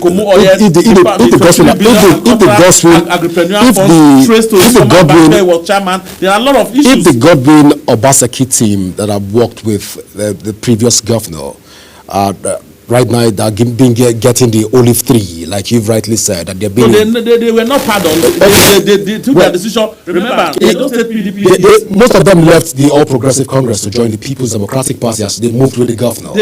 Thank God you said they moved with the governor. Some of the former deputy governor was never a member of PDP. Remember how many times he cried out loud that they were not registered, they were not still be welcome in PDP. Right Honorable Philip Shaibu. But Philip Shaibu's conversation is another different ballgame. No, I'm trying to explain something. Moving with the governor. Yeah. Moving with the governor never made Philip Shaibu a member of PDP. He cried on television that they are not being accepted. It was during his later days that he came out to cry. Not later days. Yes. You remember when the then governor of Rivers said that, asking that who is his father, what right has he to question the PDP? Because he said we are not still being welcome. We are just with the governor. The governor is telling us to hold on. When you are in a party, you follow somebody to a house, does not make you a member of that family. What makes you a member of a party is the membership card. All right.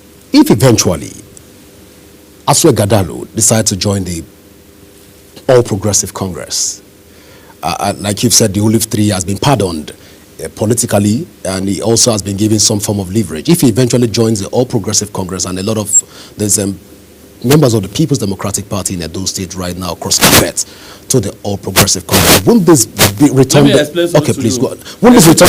Let me even land on this. Wouldn't this return Edo State back to the same kind of government? No. First of all, there's a difference between the personality. Remember, even they question the eligibility of Asue Ighodalo in PDP. That's another case that we called during the election. Is he a bona fide member of the People's Democratic Party? A member of the PDP. Yeah. You understand? Yeah. I'm trying to talk about his personality. Is Obaseki actually a bona fide member? Are they real politicians? So the movement you are talking about, the owners or the structural founders or foundation members of the PDP in Edo State have already started working with APC way back as almost 2 years ago. The legacy group led by Chief Danobi, the South leader of PDP National. You understand? These are PDPs. So these people, they've been, I don't want to discuss about PDP. In Edo State, as far as they are concerned, we call it the Obaseki fashion. Okay. So PDP is not even a one house. As we speak today, we have two people laying claim to, they have two secretariats in PDP in Edo State. So you don't even, the judgment that is going on is actually between Aswa Godalo and APC and Okpebolo, not necessarily PDP. Because when you have when the other side of the PDP, their secretary released a statement congratulating Okpebolo, saying that they agree with the judgment. So how do you call that? So whatever happened to them, they are already in political hibernation at the moment. So if they decide to resurrect, I told you the government have not failed to set up a mechanism of restitution, recovery the asset. That is what matters. Recovery the asset. Today, the class of 99 governors in Nigeria, headed by Chief Lucky Nosaka Igbenedion, they are working for Asiwaju. They visited him. They said they have endorsed him. They are working for him. And Igbenedion is a major stakeholder in PDP. What are you going to talk about that? All right. So my concern is the same old kind of government that it's about governance. The same old kind of government. There is a difference between politics and governance. So is it possible?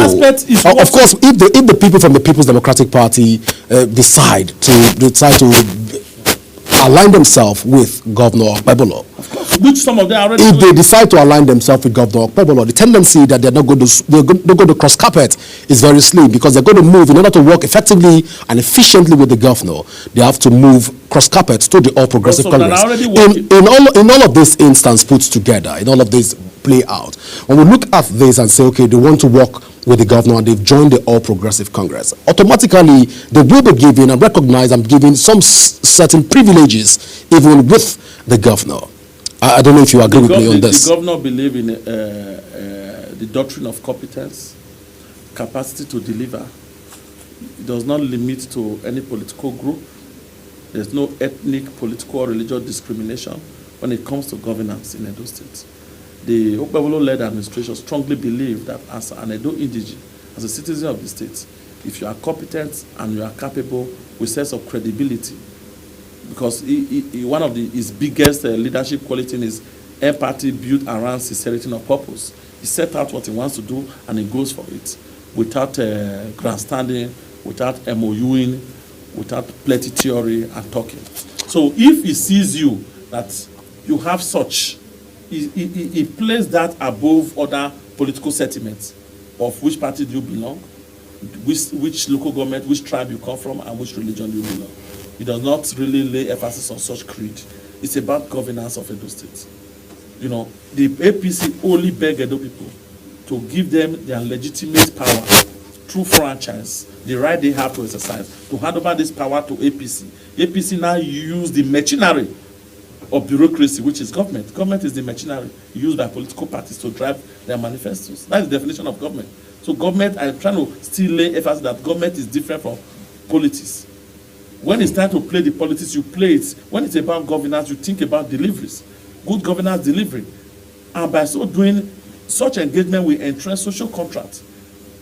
And you see the Okpebolo administration today, when it's giving out the loans and everything, the loans to the rural farmers, the loans to the rural market people, it's not, the loans are not being given, interest-free loans. They're not given to APC or PDP or on LP. They are given to the downs of the society, the downtrodden, across the 18 local government. He doesn't even know where they belong. Most of the people that voted for him are not APC. They love his empathy, they love his humility, and they believe in what he promised them that he was going to do. The rural communities that is opening their roads now across the local government, the people in those rural communities, they are not APC roads or PDP roads. The infrastructure revamping that is going on, the flyovers that is constructing in Benin Metropolis, are they APC flyover or PDP flyovers? They can only be Okpebolo's or APC's legacy after he must have left power. Unfortunately, he didn't have any legacy to build upon. He's only building upon the achievement of Oshomole, which was visible achievement. We're talking of infrastructure revamping. So you're saying that Godwin Obaseki doesn't have. When you are talking a performance appraiser, you are a worker. in this TV. If I'm appraising you, I'm an HRO expert. If I'm doing performance appraisal, if you score 30, you can't tell me you pass. It does not mean you didn't score at all. So by the appraiser, you say that Godwin Obaseki scored 30. Yeah, in over areas 100 in areas of he has infrastructural development in Edo State, security. No, he has. Yeah. He has the brain to think, but he does not have the willpower to execute. The willpower to execute and the creative mind to bring things to reality. Not necessarily because he doesn't have, but because of his selfishness. He was not sincere with Edo people. Across, I've checked all. Refinery is a good project. Gelegele Seaport is a good project. Auchi International Airport is a good project. You know, name it. The dry port he was saying he wanted to do, all collecting money, all this thing I'm mentioning in Bobaha. It's a good project, at least inland ports. You understand? Which of it? The Edo Best was adjudged in theory as one of the best education policy that will come out of any state government in Nigeria, which laid the foundation for World Bank to give him $75 million. At the end of the day, what was the result of Edo Best? Edo Best led to recruitment of thousands of young Nigerian graduates, and we made them contract staff paying them 39,000 naira. Is that a translation? Now, without the carrying the Edo Best, now redesigning and absorbing these children, absorbing the teachers now.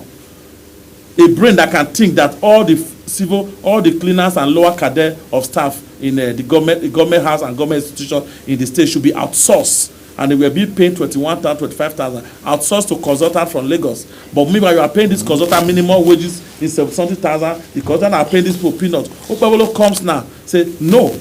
As far as you are a staff of Edo State, you should not be a part-time staff. You should not be a contract staff. More than 300 of them. It's in the news, it was in the news, and it's ongoing, and they were all absorbed. How do you expect? What do you want them to feel?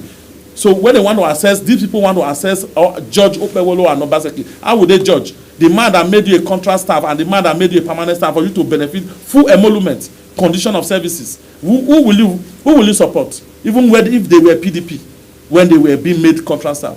I'll be the cleaners. Who would they, and now he has gone for that to be doing more recruitment from the health sector to the education sector. That is how to revamp. And you are seeing the schools is building. It's not building in papers. You allocated 4.something billion of Obaseki, and you are building a model trucking center in Aviole. In paper, in the budget of 2023-2024, it was appropriated. That means money to release. But me and you, if you go through where you are going to Edo State, Aviole is along the road. The truck's menace is still there. There's not even a caterpillar or an equipment inside. That is what is the ideas are. You have beautiful ideas, but no willpower because you lack credibility. Because when most Nigerians agitate for competence, professionalism, I laugh. In education, especially paper education. Education is both formal and informal. When you don't have the credibility and the integrity to translate ideas to reality, it becomes a totalizing mirage. Well, let's even move away from the conversation. As we begin to wrap up right now, let's talk about, let's delve into assessing Governor Okpebholo's administration so far, since you've taken us to that point of talking about his administration. A lot of locals in the rural communities in Edo State will say they've not really felt the impact, or is it too early to start to feel the impact of the governor? I don't know how you have done your assessment. Have you interacted with some of these people? Yeah, we've been able to talk to some persons even at Uromi. The feedbacks that we get in some of these communities, it's a bit sad because most of them have not really felt the impact. You know, the definition, a typical Nigerian define or appraise good governance based on his stomach. No, I'm even throwing it light to you. Is it too early to start to assess the government? It's not early because at 100 days, 100 days in office of Okpebholo was showcased to the whole world. Yeah. It was marvelous. His achievement in 100, not talk of 6 months. Yeah, across the 3 senatorial districts. Excuse me. Okpebholo is a governor. We are look at it from the various senatorial districts first, not just in Edo State. Yeah, let's not even start from Edo City. Let's take it down to the local. From Benin City. I beg your pardon. Let's move on. Let me start. The Uromi-Ubiaja highway. Express road is under construction as we speak. In the same Uromi you are talking about. The palpable insecurity that bedeviled that community for years When was the last time? Did you hear of any reprisal attack from the Fulani issue that happened in Daoromi? Do you know how Bebolo quenched it? How he managed it? Do you know the consequences of the consequential influence of that? If it was allowed to just go like that. Okay. If you go to Udoni community to Uwesa, it's connecting the roads. Jobs are ongoing. Irwa Model Girls Drama School has been refurbished. I'm talking of Edo Central. Yeah. The AAU Abusalu University, they were collecting 25 million subvention and increased it to 500 million. Monthly subvention. Does this have any direct... Please go ahead. Because when the school does not have subvention, it does not have what it takes to run the school. Yeah. So, and when you are running a school means you have students to teach, and these students belong to parents, and these parents are in the rural communities. This is the multiplier effect of good governance. Some are visible, some are invisible. What about the student? Imagine you have a child in the school that have graduated and read medicine, and he has not been caught for years. He has not done housemanship and to be qualified as a doctor. He cleared all the process and reabsorbed them.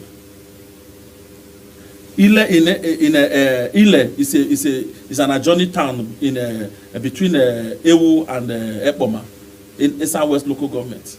It's connecting Ile to Irwa. The project is ongoing, road projects. These are things that you can go and verify.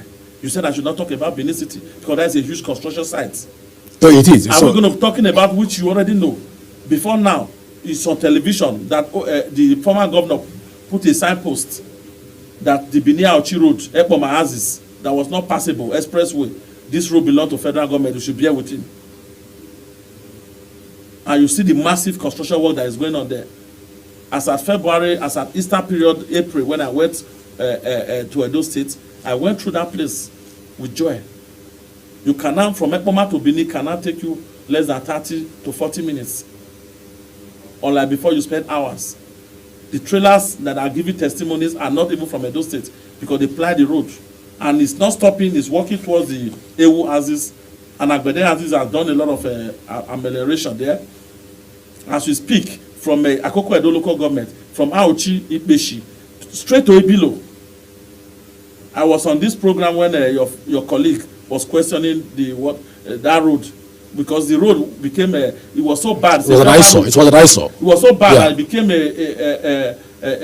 a transit point for all sorts of insecurity, including kidnapping. Kidnapping, yeah. He did not wait for the federal government. He told them, the Ministry of Works, to go and review, and they discovered more than 40 bad spots on that stretch of Ipeshi to Ebilo. About 45 bad spots that have damaged the road completely, and immediately approved, and work is going on there now.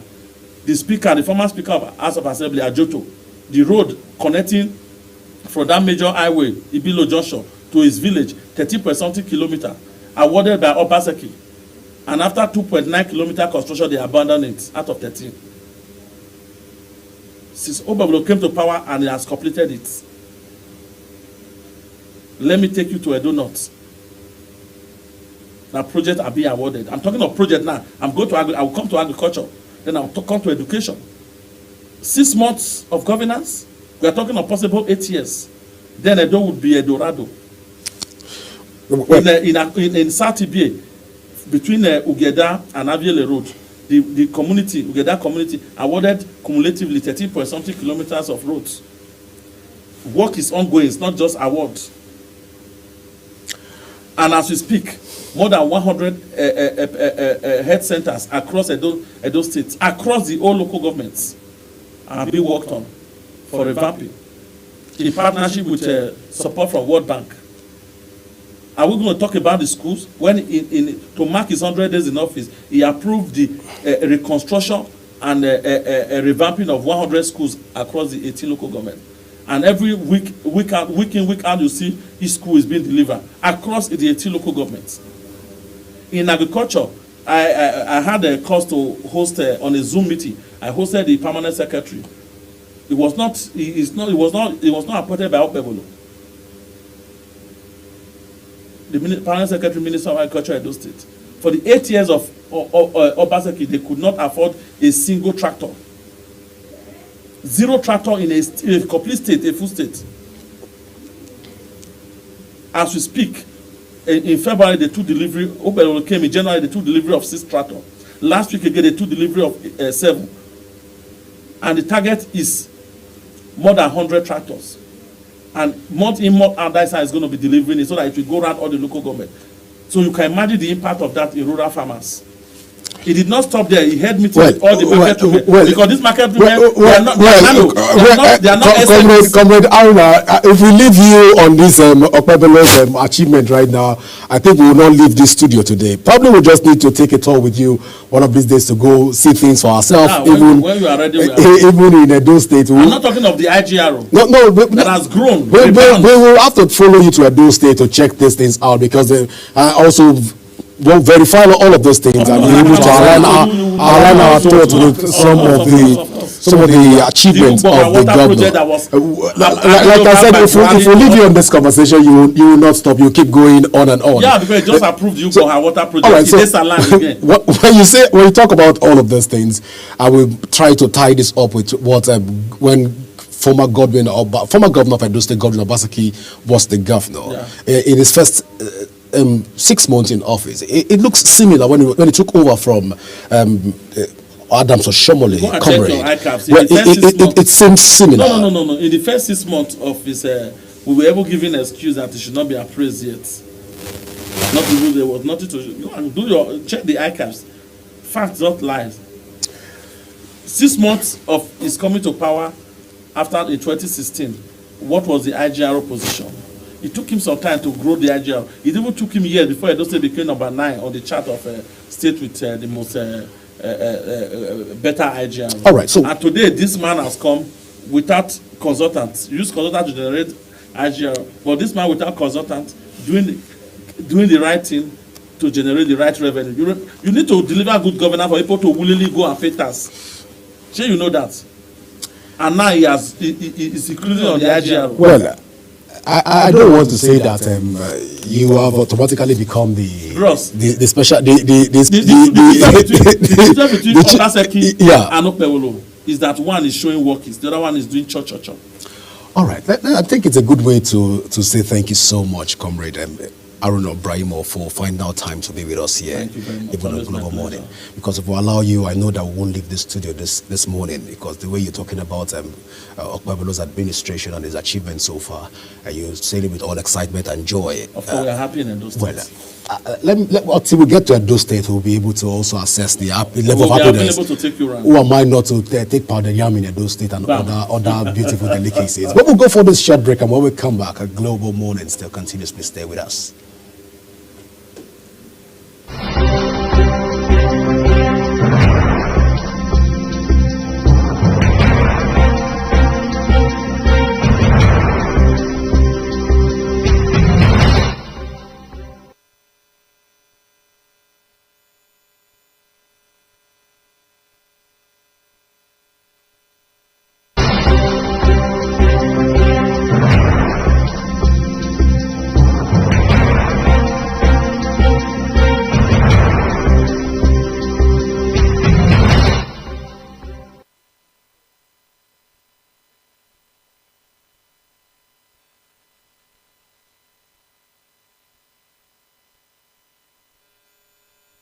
Do you know that Global Television can be watched in Nigeria and all over the world? Download the Global TV Nigerian mobile app for Android and iOS devices to watch Global Television real-time from around the world. What are you waiting for? Start downloading and stay connected to Global Television.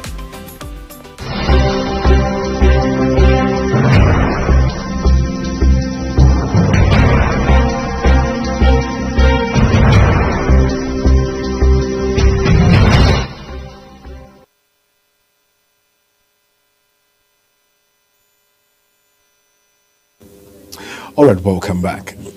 Now let's take you straight to the international news segment where we is on standby to take us through happenings around the international scene. Enjoy. Let's have you give us this report. Human rights campaigner Boniface Owangi broke down in tears as he recounted brutal treatment, including alleged sexual torture at the hands of Tanzanian security forces, which he said left him broken. Award-winning Ugandan activist Agatha Utare was with Owangi, where they came both abducted in Tanzania on May 19 and had previously made similar allegations. Now they make their demand. The Police Reforms Working Group and the Law Society of Kenya call on the East African community and the international community to demand that the government of Tanzania holds accountable the police officers and their commanding officers responsible for the torture, assault, and sexual assault committed against Boniface Mwangi and Agatha Atuhaire. However, the issues seem even bigger than the immediate incident, with Kenyan and Ugandan parliamentarians. We petition both the Kenyan and Ugandan parliamentarians to summon their respective foreign affairs ministers to account for the actions taken to protect their nationals and spell out the steps being taken to secure justice and compensation for the suffering and trauma experienced. The opposition and rights groups, as well as the U.S. Bureau of African Affairs, have referenced the cases of the two in accusing President Samia Suluhu Hassan of treading the same authoritarian path as predecessor John Magufuli, whom she succeeded in 2021. Still in Africa, Britain's top diplomat David Lammy says Sudan is experiencing what he described as the worst humanitarian catastrophe in the world, calling for international attention on the country after more than 2 years of war. Lammy spoke at an event in Morocco organized by the Foundation of British Sudanese businessman Mo Ibrahim. The crisis in Sudan and that flows from Sudan is the worst humanitarian catastrophe in the world currently, and it is a matter of deep, deep concern. The Foreign Secretary describes the ramifications of the conflict with precision and makes a case for the situation to be accorded the attention it deserves. There has been an ambivalence, equivocation, and certainly an absence of exposure to this crisis globally and across much of the Western world. Since April of 2023, Sudan's regular army has been fighting the paramilitary Rapid Support Forces as their leaders have vied for power. The war has killed tens of thousands of people, displaced 13 million, nearly a quarter of Sudan's population, ravaged the country's infrastructure, and caused famine in some areas. In a different development, Austrian Hollywood star and former California governor Arnold Schwarzenegger has told a climate conference not to make excuses due to the policies of President Donald Trump, urging action to improve lives. I know that the people are sick and tired of the whining and the complaining and the doom and gloom. They want heroes. They want more complaints. That's not what we want, and that's not what we need. We have to win the people over. And the only way we win the people's hearts and minds is by showing them action that makes their lives better. And I'm not talking about making their lives better in 20 years from now, but I'm talking about making their lives better now. Organization for Economic Cooperation and Development says the tariffs imposed by United States President Donald Trump on trade partners will weigh heavily on economic activity worldwide. In the United States, growth is expected to slow. The main headwinds are lower export growth as a result of retaliatory measures from some trading partners, the impact of high policy uncertainty, and a marked slowdown in net immigration. US GDP growth is projected to decline from 2.8% last year to 1.6% this year and 1.5% next year. Conman further highlights the risks associated with the OECD's global outlook. There are significant risks to this economic outlook. The outlook for trade and trade policy is particularly uncertain. Additional increases in trade barriers or prolonged policy uncertainty would further lower growth prospects and likely push inflation higher in countries imposing tariffs.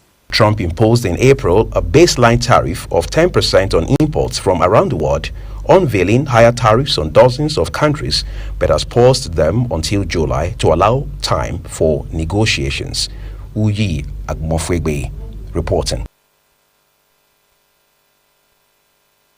Do you know?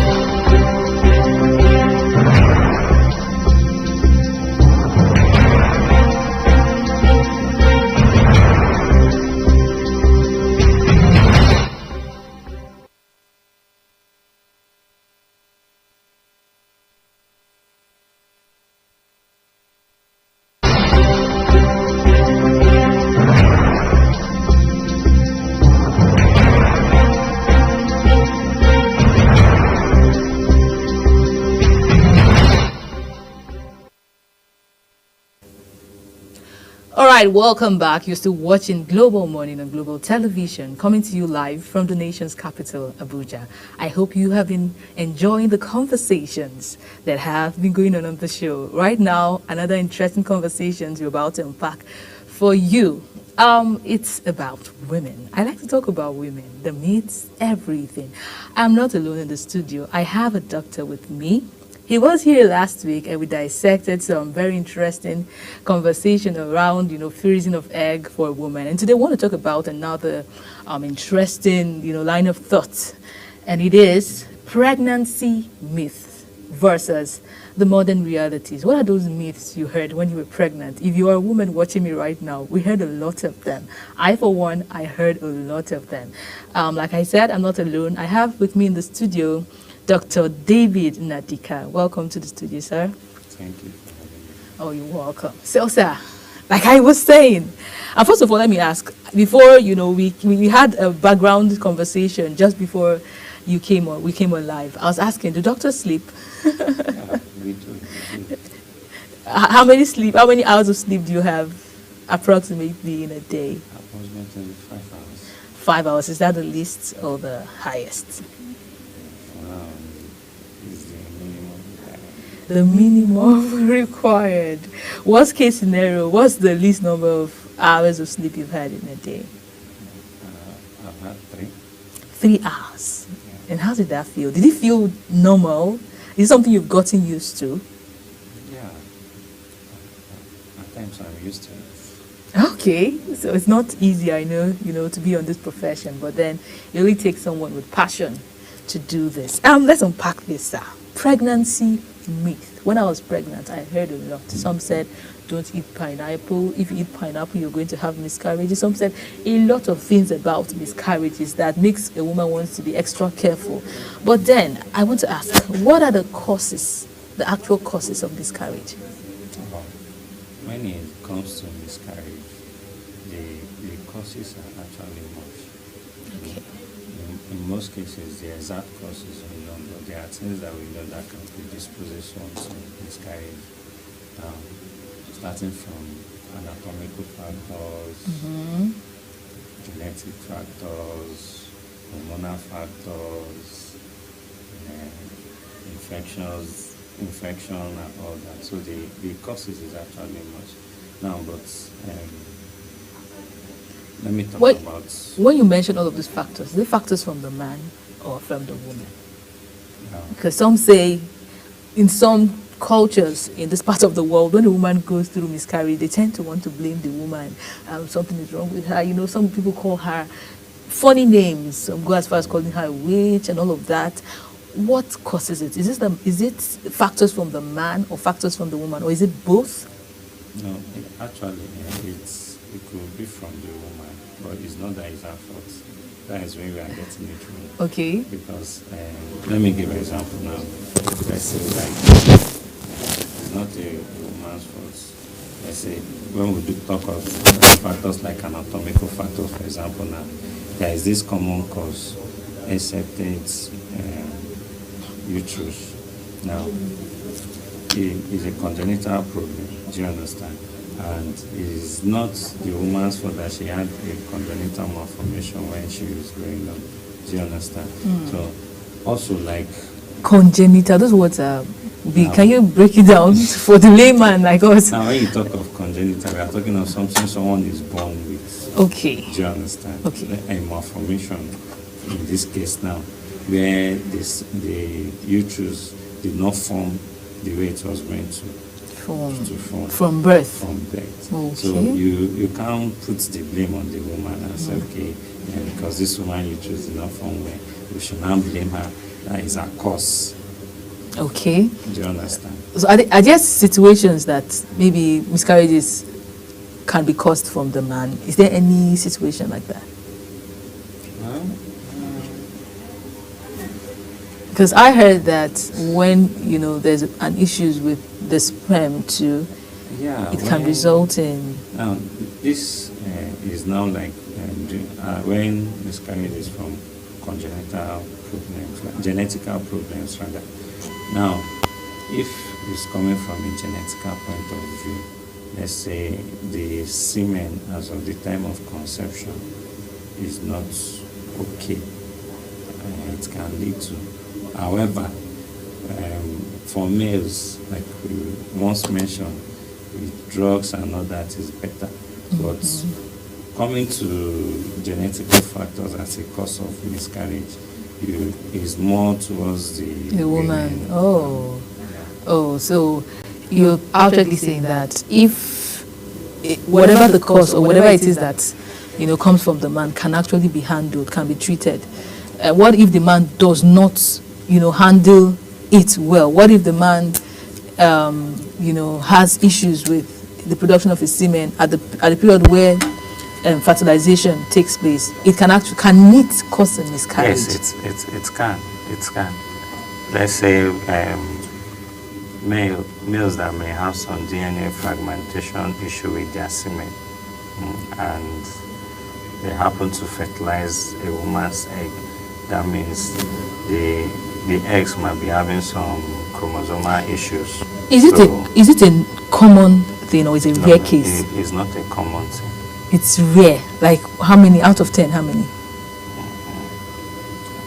Let's say you can't say out of 10 is rare when it. If you have 10 miscarriages, out of 100, it may be like 1 or 2. Wow, that's so.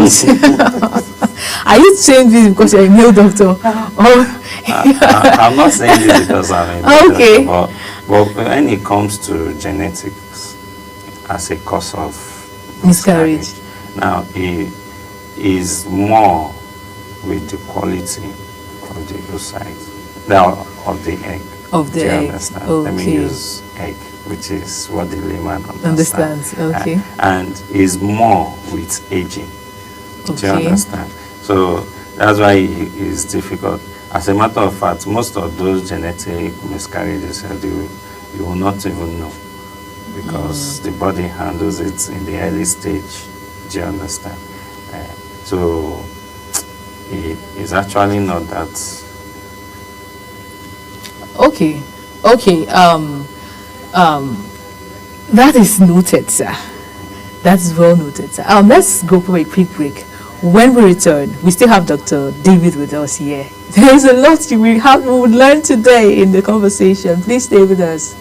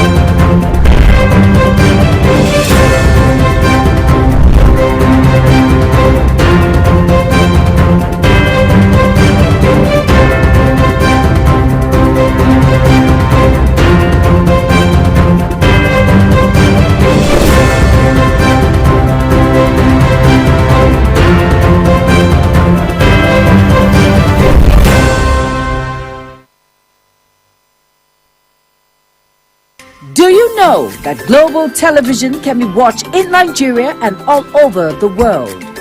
Download the Global TV Nigerian mobile app for Android and iOS devices to watch global television real-time from around the world. What are you waiting for? Start downloading and stay connected to Global Television. Alright,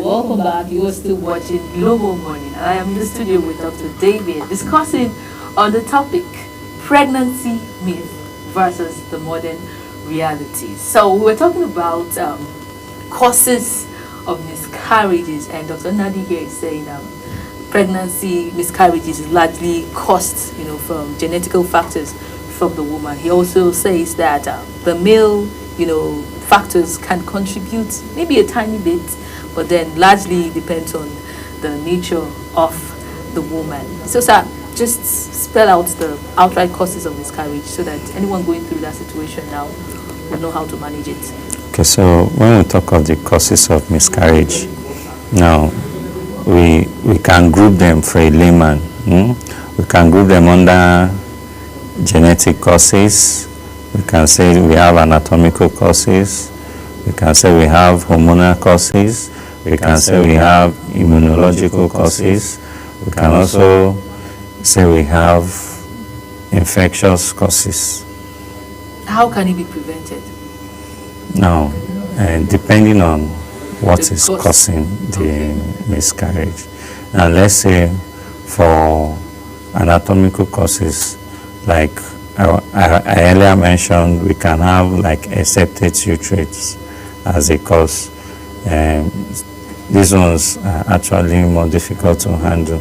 Then under the anatomical causes too, we can have some acquired conditions like fibroids, like uterine synecdoche. So if it's a case of fibroid, the fibroid can be removed. If it's a case of uterine synecdoche adhesions, adhesiolysis can also be done to free up the uterus. That's for the anatomical causes. Now, when you talk of the genetical causes, like we mentioned last week, for a woman that is aging, she can freeze her eggs earlier so that to avoid the quality of the eggs going down.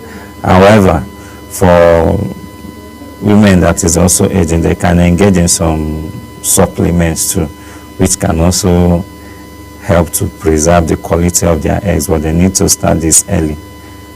Do you understand? So their dieting also help when it comes to the genetic causes. You understand?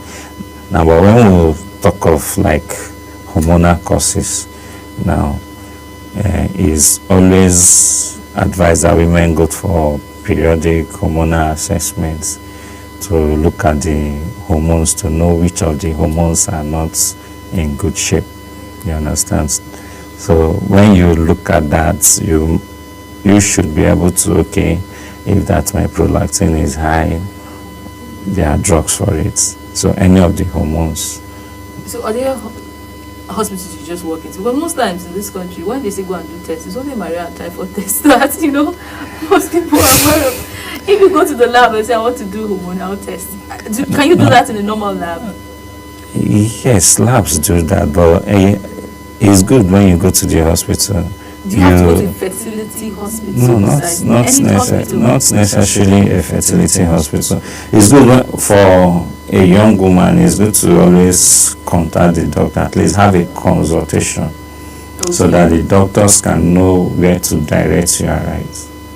Okay, talking about fibroid, like you mentioned, there's this myth that, I don't know if it's a myth though, but people feel like women that don't start giving birth early get to experience fibroid, like if you get to marry late and start to conceive, or maybe if you marry late, you get, somehow it can cause fibroid. Is that true? Well, when it comes to fibroid and the cause, nobody can actually say this is the exact cause of fibroid. Do you understand? However, what you are saying is not far from the truth, because it's often observed that once a womb is silent, nothing is happening, fibroid starts growing. Oh. So it's actually true. Okay. That is That's interesting. Okay, let's talk about predictions of babies.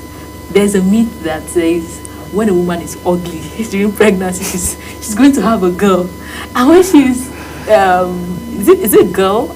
Yes, when she's ugly, the female child takes the beauty away, and then if she's going to have a boy, she's going to be fine. Or is it vice versa? I don't really know. But is this true in any way? No, it's not true. These are actually superstitious beliefs. Okay. Okay. Let's talk about. I'm not trying to, raise any gender wars. Though, but being a fertility expert, I know you have met a lot of pregnant women. Now, there's this question that the modern man, tend to ask women questions like, what does a woman bring to the table? And some women come with the argument that I bring forth a child to the table. Do you think bringing a child, childbirth is something very valid that a woman can boldly say and tell her husband, don't expect any other thing from me. I have given birth to a child. Does it don't make me feel like I'm putting you on the spot, but being a medical practitioner, having seen women go through childbirth, what would you say about a woman bringing a child to the table? Well, bringing a child to the table is actually not a very easy process. A woman gets pregnant, carries the pregnancy for 9 months. That 9 months, a lot of things have gone wrong. She experiences several pains, several challenges, and at the end of everything, she goes through labor or even CS. So it's actually a lot, you understand? So you can always give it to them. Okay. You are being diplomatic. Is it enough? Let them to say the men should rest? Don't ask any woman what you bring to the table. She's giving you a child. Or do you think women can do more? No. Bringing a child is actually a lot, though I still think they can still add to it. Yeah. Do you think in any way that our system differ? For one woman, it might not be as excruciating and as painful of a process as for another woman. And for one woman that is, has that downside, that I don't want to call it disadvantage, but then it is what it is, right? There are women that go through hell trying to bring forth a child. The whole pregnancy phase, some women are put on bed rest for a long time, as far as 6 months to 9 months of their whole pregnancy period. And for some other women, it becomes an easy task. They just go through the pregnancy. In short, when they are going to give birth, they'll pack their bags themselves. They will call their husband, I don't want to. You understand? So does these factors play out? Do you feel like yes, and the truth is that no two pregnancies is the same. Do you understand? Even for the same woman, for example, now this particular pregnancy might be free, uneventful, and the other one might come with so much of events. So no two pregnancies are the same actually. Okay, let's go to CS versus vaginal birth. There are women that feel like if you give birth through CS, you are not a good woman. They tend to want to make women that go through the CS make them feel less of a woman. And then those that go through the normal vagina, which is, from a doctor's perspective, which is more painful? When it comes to which is more painful, both are painful. I'm not a woman, so I have no experience. I cannot tell you which is more painful. However, I think that is a wrong perspective for people to see somebody that has done CS and now feels that the woman is not woman enough.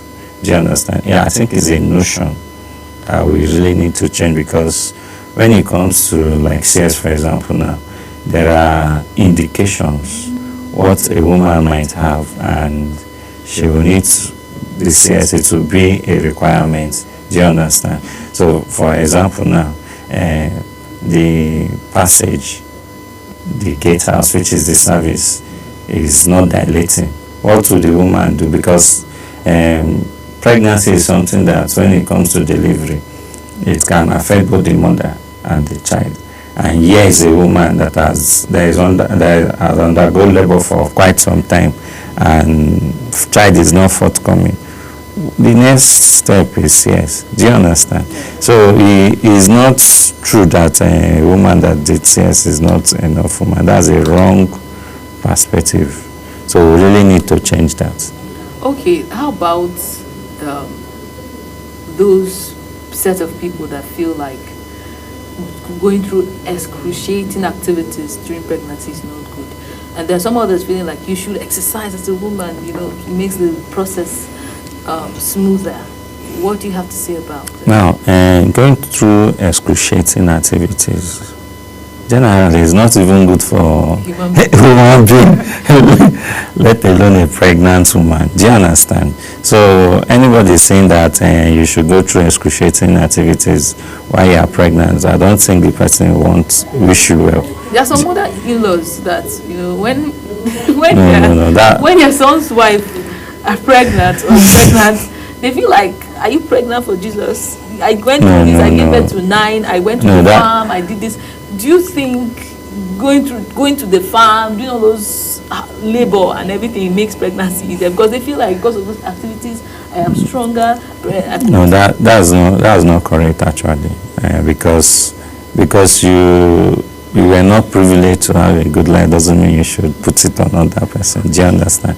So there is no relationship that going through excruciating activity is not good generally for human beings to go through excruciating activity. But if you are saying like exercises, mild exercises are good for pregnant women. Do you understand?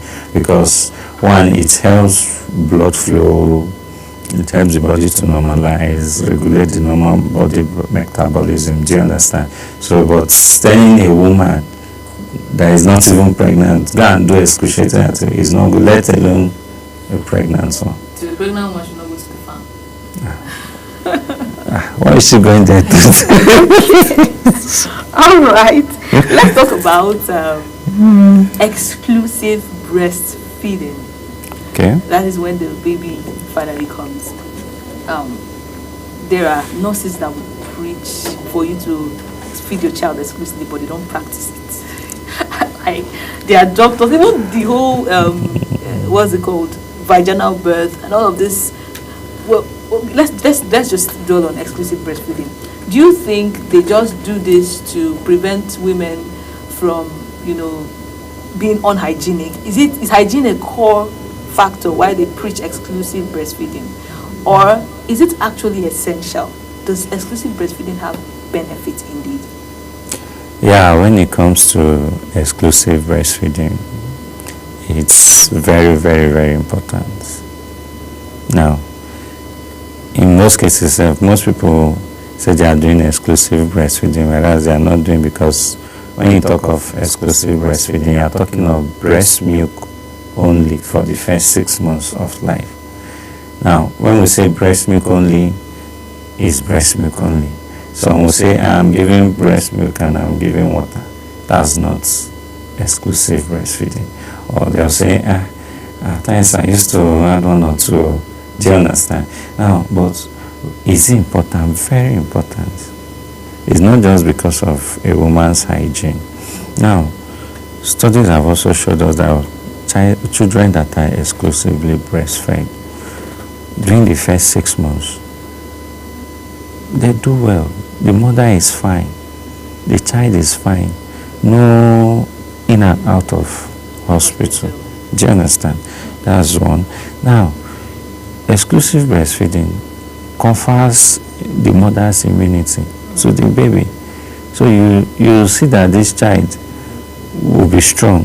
Now, for the brain cells too, it helps the brain to develop very well.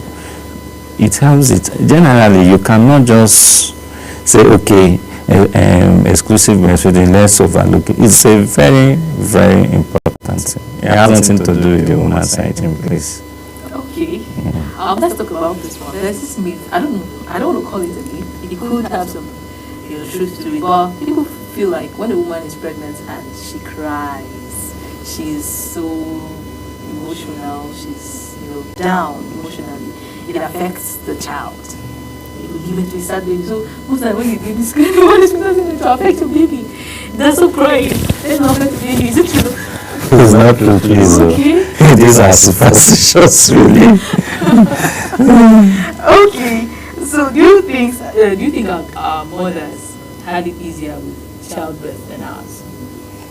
Okay, now it could go both ways. Now, when you look at our mothers of the past, at least you know that they have community to themselves.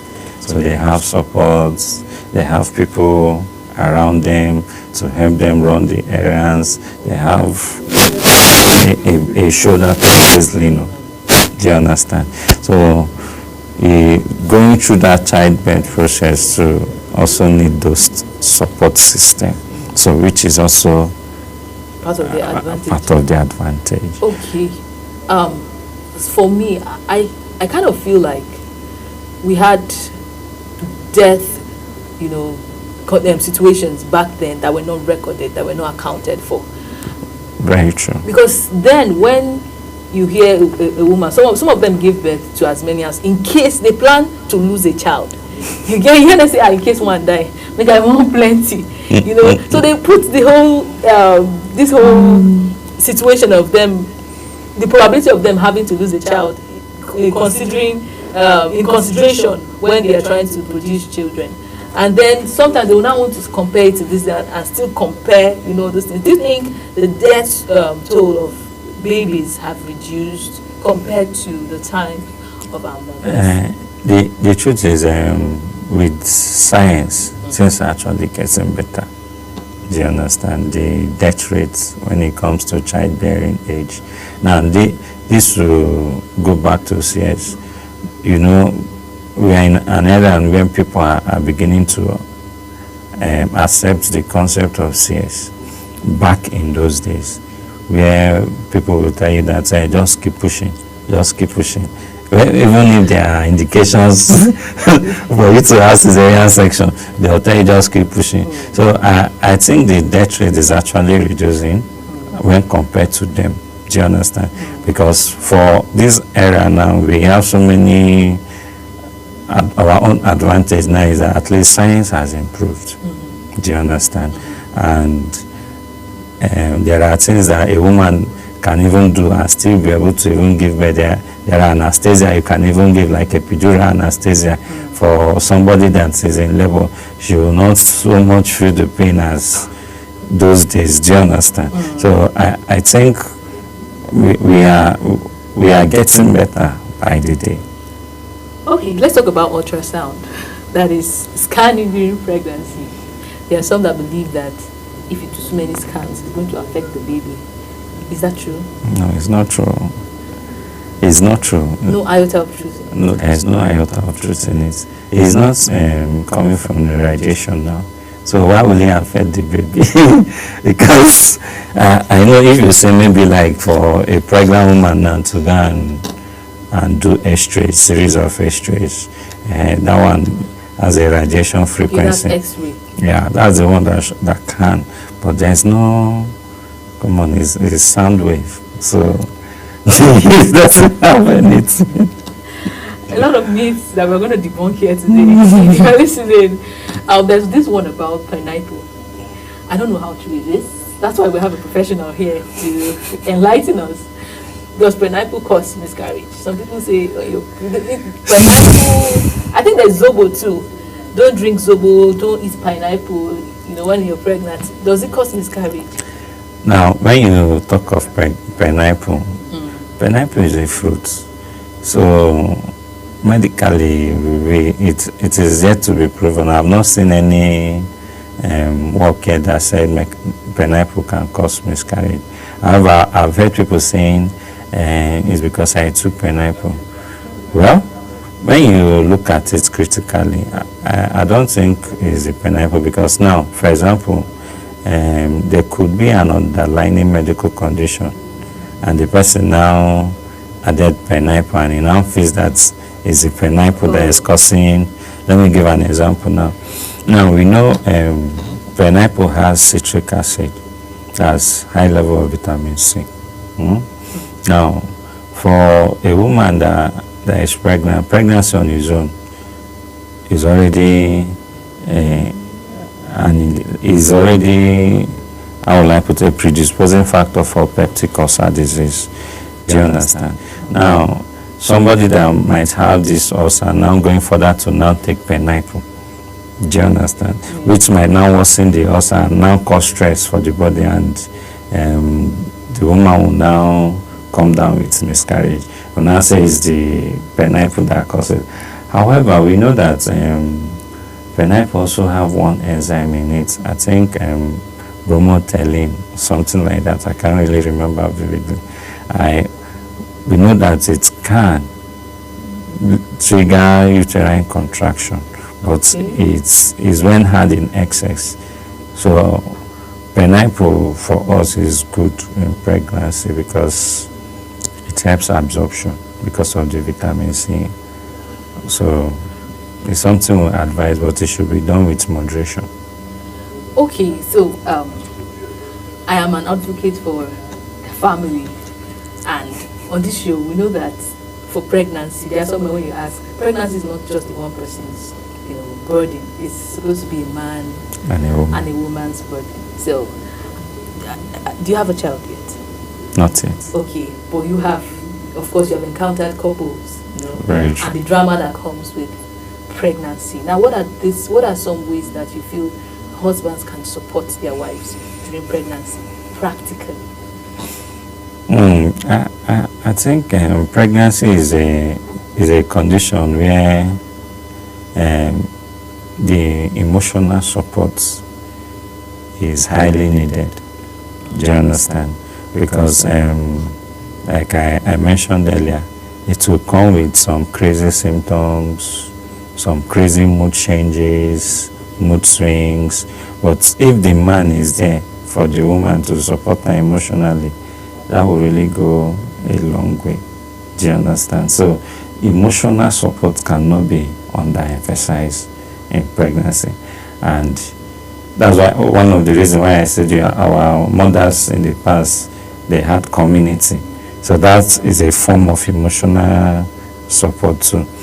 Now, the man can also help by running some minor errands when that will also help. So it's nice. Okay, let's talk about the concept of postpartum depression. Is it real? Yeah, it's a medical condition. So that some people can, we cannot just say that this is the exact cause. Do you understand? Now, I just mentioned that pregnancy on its own part has so many, is associated with so many emotional factors. That it can come with mood swings. Do you understand? The pregnancy hormones can do a lot of things that we cannot really point out. Do you understand? So from the pregnancy hormones, a woman can get to that. However, there are still women that had pregnancy-induced hypertension and all that, which, if not dictated and managed early, it can lead to eclampsia and all that, and at the end, the woman may end up with depression. Do you understand? So, what are the causes? What are the exact causes of postpartum depression? We don't know. The cause is unknown. Wow. Yeah. So there are no physical causes that can cause postpartum depression. The postpartum depression, we cannot say that this is the exact cause, but what we know that there are things that can predispose. And what is the best solution? What are the symptoms? What are the symptoms? How can one know that I have this? Now, you see a woman that is feeling sad always. Normally, this woman is usually not very sad. But here is this woman is now very sad. Secondly, you now see a woman that is, normally she enjoy cooking and sharing food. You're now looking at this woman that enjoys cooking. She has lost interest in cooking. Do you understand? She no longer enjoys what she previously enjoys doing. Do you understand? You now see her, she's trying to withdraw herself from the society. These are things that you just look at, you say, no, this is not normal. Let us... So what is the period that postpartum depression is likely to show? Is it the first 1 month after birth? Is it? Let's say within the first 6 months after birth. So anything after 6 months is not postpartum depression again? Or can it linger till she has been after 2 years? The thing is from postpartum depression, some women can come down with depression. It's the real depression, do you understand? That will now require them seeing a psychiatrist and I don't think mental health is something we talk about so much in this part of the world, but that's a conversation for another day. I hope you have been enlightened. It's been an interesting topic this morning, pregnancy myths. What are those things you heard of when you were pregnant? We're trying to debunk some of them. Some of them are not true. Most of those things could have been caused by other biological factors, and then you tend to want to put it on some funny thing. These things stay for as long as ages. Well, I mean, we're an internet age, and sometimes before you believe everything you hear or everything they told you from the previous generation, just try to make a research. It's as simple as going to ChatGPT, going to Gemini, do all the research you can. Don't just swallow everything you've heard from previous generation.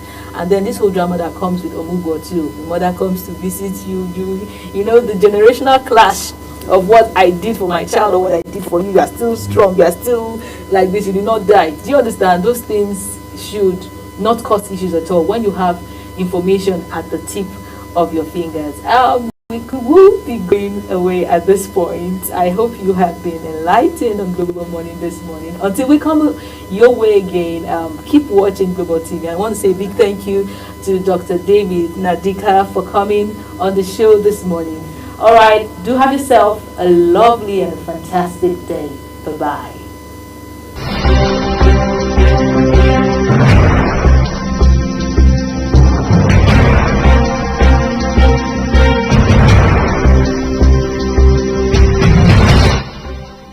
Welcome to Global Morning. Death toll from flooding.